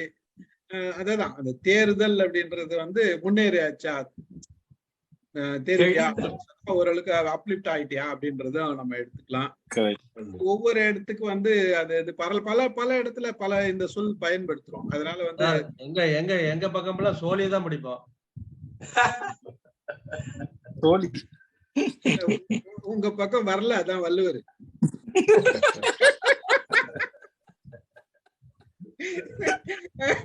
வேற ஒண்ணும் கிடையாது, உங்க பக்கம் வராத காரணம் முடிஞ்சு போச்சு. இப்ப சோழி முடிச்சிடுவீங்கன்றதுதான் வரல அவர்.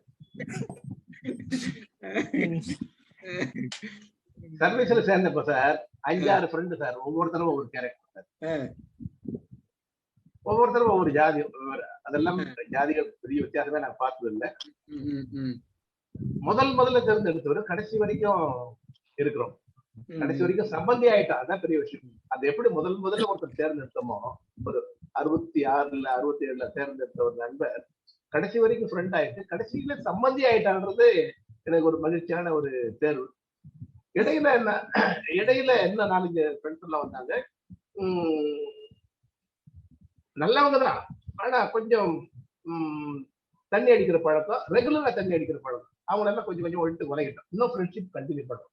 ஸோ எப்படி தெரிஞ்சோ தெரியாமலே ஒரு நல்லவர் தேர்ந்தெடுத்துட்டு சொல்ல வரேன் நான். இப்படி அது எந்த வித அடிப்படை ஆதாரம் இல்லாம ஒரு நல்லவர் எனக்கு அமைஞ்சார், அவருக்கு அமைஞ்சார், சம்பந்தி ஆகிற அளவுக்கு அது என்னுடைய ஒரு தேர்வு, ஒரு நல்ல தேர்வு சொல்லுவேன் சார். எல்லா நேரத்திலும் ஒரே மாதிரி இருக்க மாட்டாங்க சார். எல்லா நேரத்திலும் அதாவது வளர வந்து அந்த தெளிதல், அதுதான் தெளிதல். ஆக்சுவலா நம்ம சின்ன வயசுல இருந்த மாதிரியா நம்ம இப்போ இருக்கிறோம்? வாலிப வயசுல இருந்ததுக்கும் அதுக்கப்புறம் இருந்ததுக்கும் இப்போ இருக்கிறதுக்கும் நிறைய வித்தியாசம் நமக்குள்ளவே இருக்கும். அப்போ அந்த வாழ்க்கையோட புரிதலும், மற்றவங்களோட புரிதலும், மனிதர்களோட புரிதலும், சமுதாயத்தோட புரிதலும், நம்ம கூட சுத்தி இருக்கிறவங்களோட புரிதலும் எவ்வளவுக்கு நம்ம இருக்கு. அதாவது முன்னாடி இருந்த அனுபவங்கள்ல நாம என்னெல்லாம் அனுபவிச்சோம், எதை செய்யக்கூடாத முடிவு எடுத்தோமோ அதெல்லாம் நம்ம இப்போ செய்யக்கூடாதுன்ற முடிவுக்கு தெளிவாவே இருக்கிறோம். அப்ப அந்த வாழ்க்கை கொடுக்குற அனுபவம் தானே. ஒரு சிலர் மட்டும்தான் மாறாத இருப்பாங்க. ஒரு வெரி ரேர் கேஸ், சின்ன வயசுல இருந்ததோட மோசமா இருக்கிறவங்க இருக்கிறாங்க, அதே மாதிரி டிராவல் பண்றவங்களும் இருக்காங்க, எதையுமே மாத்திக்க மாட்டாங்க. அந்த மாதிரி டிராவல் பண்றவங்க ஒரு சில ரேர் கேஸ். மோஸ்ட்லி எல்லாரும் வந்து அவங்கவுங்க அந்த வளர அதாவது ஆழம் வளரும் அறிவும் வளரணுன்றது இதுதான். நம்ம வளரும் போது அந்த அறிவும் வளருது, நமக்கு நம்ம அந்த தெளிவும் கிடைக்குது. அப்புறம் தெளிவு கிடைக்கலன்னா வயசாயிடுச்சு, இன்னும் கூட தெளிவு கிடைக்கலன்னு ஈஸியா சொல்லிட்டு போயிடுறாங்கல்ல. இப்ப நம்ம யாருன்னா தப்பு பண்ணோம்னா வயசான மாதிரி பேசுறாரா பாரு, அவரு வயசான மாதிரி நடந்துக்கிறாரா பாரு. அப்போ வயசாயிடுச்சு அப்படின்னா உனக்கு தெளிவு இருக்கணும், உனக்கு புரிதல் இருக்கணும், அதுதான் காரணம்.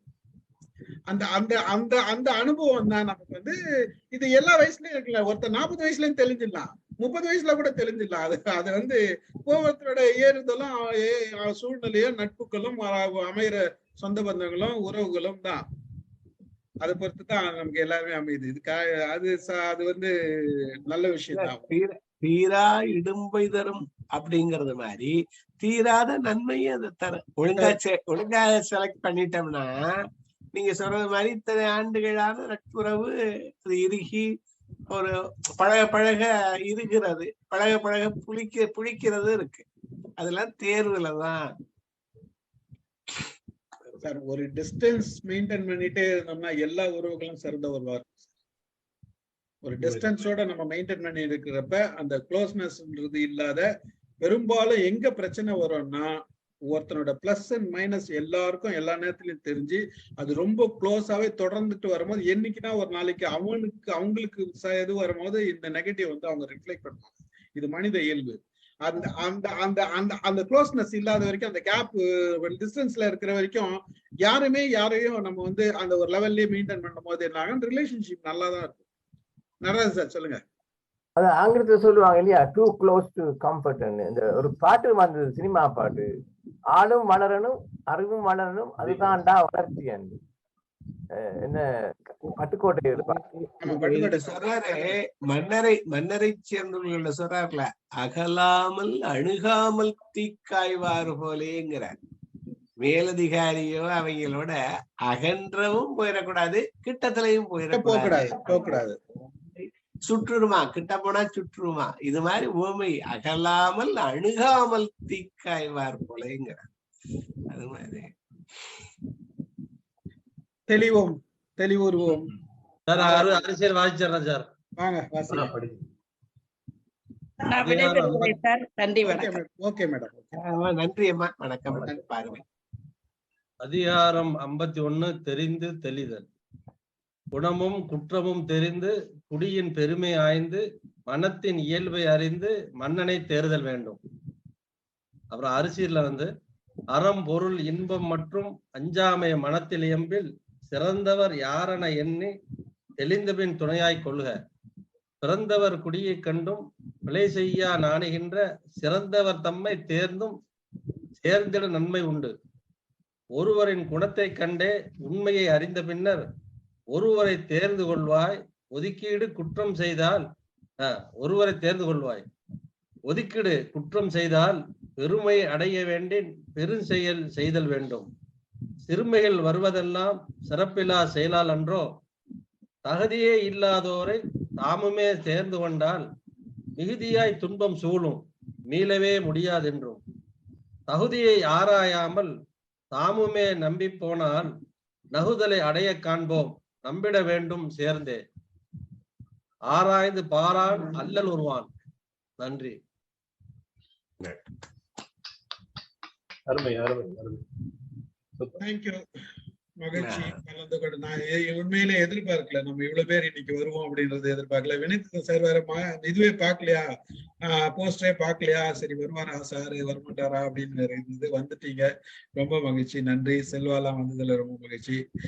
நீங்க வந்து தெளிவா இல்ல, இன்னைக்கு தெரிஞ்சுட்டாதான் போடவா வேண்டாமாங்கிற. ஆமா, நான் தெளிவா இல்ல, தெளிஞ்சிட்டேன். அதாவது தெளிவா இல்ல, தெளிஞ்சிட்டேன். அதுவும் ஒண்ணு சார், நான் இப்ப நைட்டு படுக்கும்போது 12 மணிக்கு மேலதான் படுக்கிறேன். நான் இப்ப வந்து நாளைக்கு எழுந்துக்கணுமா வேணாமான்றத நான் உங்க மெசேஜ பாப்பேன், நீங்க வந்து ப்ரோக்ராம் வச்சிருக்கீங்களான்ட்டு. சம்டைம் பாக்காம நான் காலையில எழுந்து அட்டன் பண்ணலான்னு பார்த்தா அன்னைக்கு பார்த்தா இல்லன்னு இருக்கும். ஐயோ இல்லையா அப்படின்ட்டு. சோ கொஞ்சம் முன்னாடியா இருந்ததுன்னா ஏதாவது பண்ண முடியும். ஆக்சுவலா வந்து கொஞ்சம் இன்னைக்கு வந்து எனக்கு ஒரு டைலமால இருந்தது. கொஞ்சம் சித்தப்பா இறந்துட்டாரு, அதனால சில விஷயங்கள் இருந்தது, போக வேண்டியது இருந்தது. அதனால போலாமா ஒய்ஃப் மட்டும் அனுப்பிச்சு இருந்துட்டேன். ஒரு நாள் வந்து நான் எல்லாம் ரெடியாகி லேப்டாப் எல்லாம் திறந்து எல்லாம் பவர்ஃபுல்லா ஃபார்ம்ல வந்து உட்கார்ந்தேன். சொன்னா இன்னைக்கு ஞாயிற்றுக்கிழமை மறந்துட்டீங்களான்டா. நீங்க சொன்னத நான் ராத்திரி வரைக்கும் வரல. அப்ப சனிக்கிழமை வாரந்தோறும் வள்ளுவம் தான் இருக்கும் அப்படின்னு நினைச்சு படுத்தேன். காலையில இங்க ரொம்ப குளிர் இன்னைக்கு, அதனால எந்திரிச்சே அப்புறம் ரொம்ப கஷ்டமா இருந்துச்சு, மறுபடியும் படுத்தேன். அதனாலதான் அடுத்த வாரம் அநேகமா வெள்ளிக்கிழமை வச்சா வைப்பேன்னு நினைக்கிறேன். சனிக்கிழமை எனக்கு வேலை இருக்கு. அடுத்த வாரம் சனிக்கிழமை இது செஷன் இல்ல. பார்க்கலாம். மகிழ்ச்சி. அதெல்லாம் ரெக்கார்டிங் ஆஃப் பண்ணிடுறேன். மகிழ்ச்சி கலந்து. ரம்ஜான் இல்ல, 21ஆம் தேதி ரம்ஜான்.